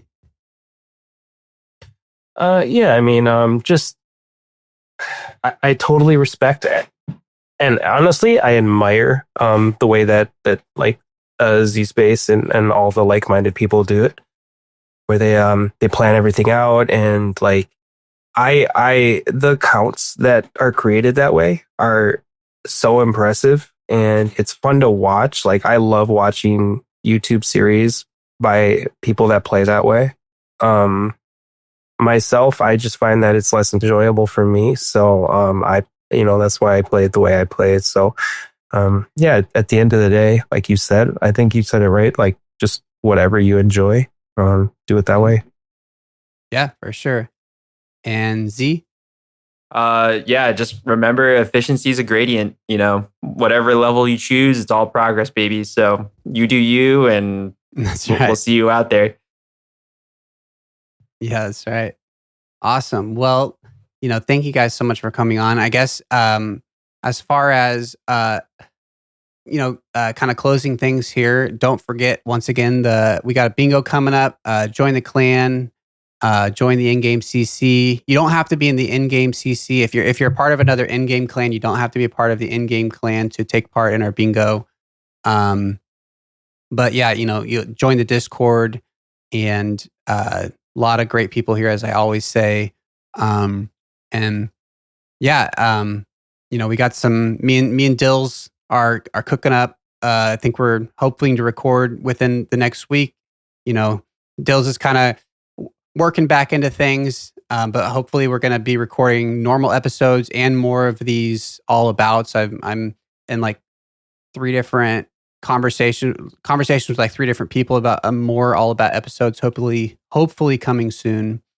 And yeah, as long as you guys are enjoying, I'm hoping to keep releasing them.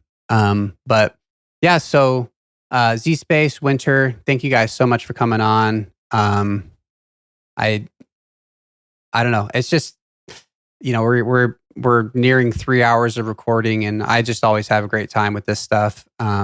And I'm guessing what's going to happen next is we're going to go into a VC and continue talking nerdily about RuneScape, because it's just what we do. But probably while doing something more engaging than ZMI. But yeah, so I guess that's... Thanks for having me. Yeah, yes. Yeah. Well, everybody out there, thank you for coming on, and we will see you on the next one.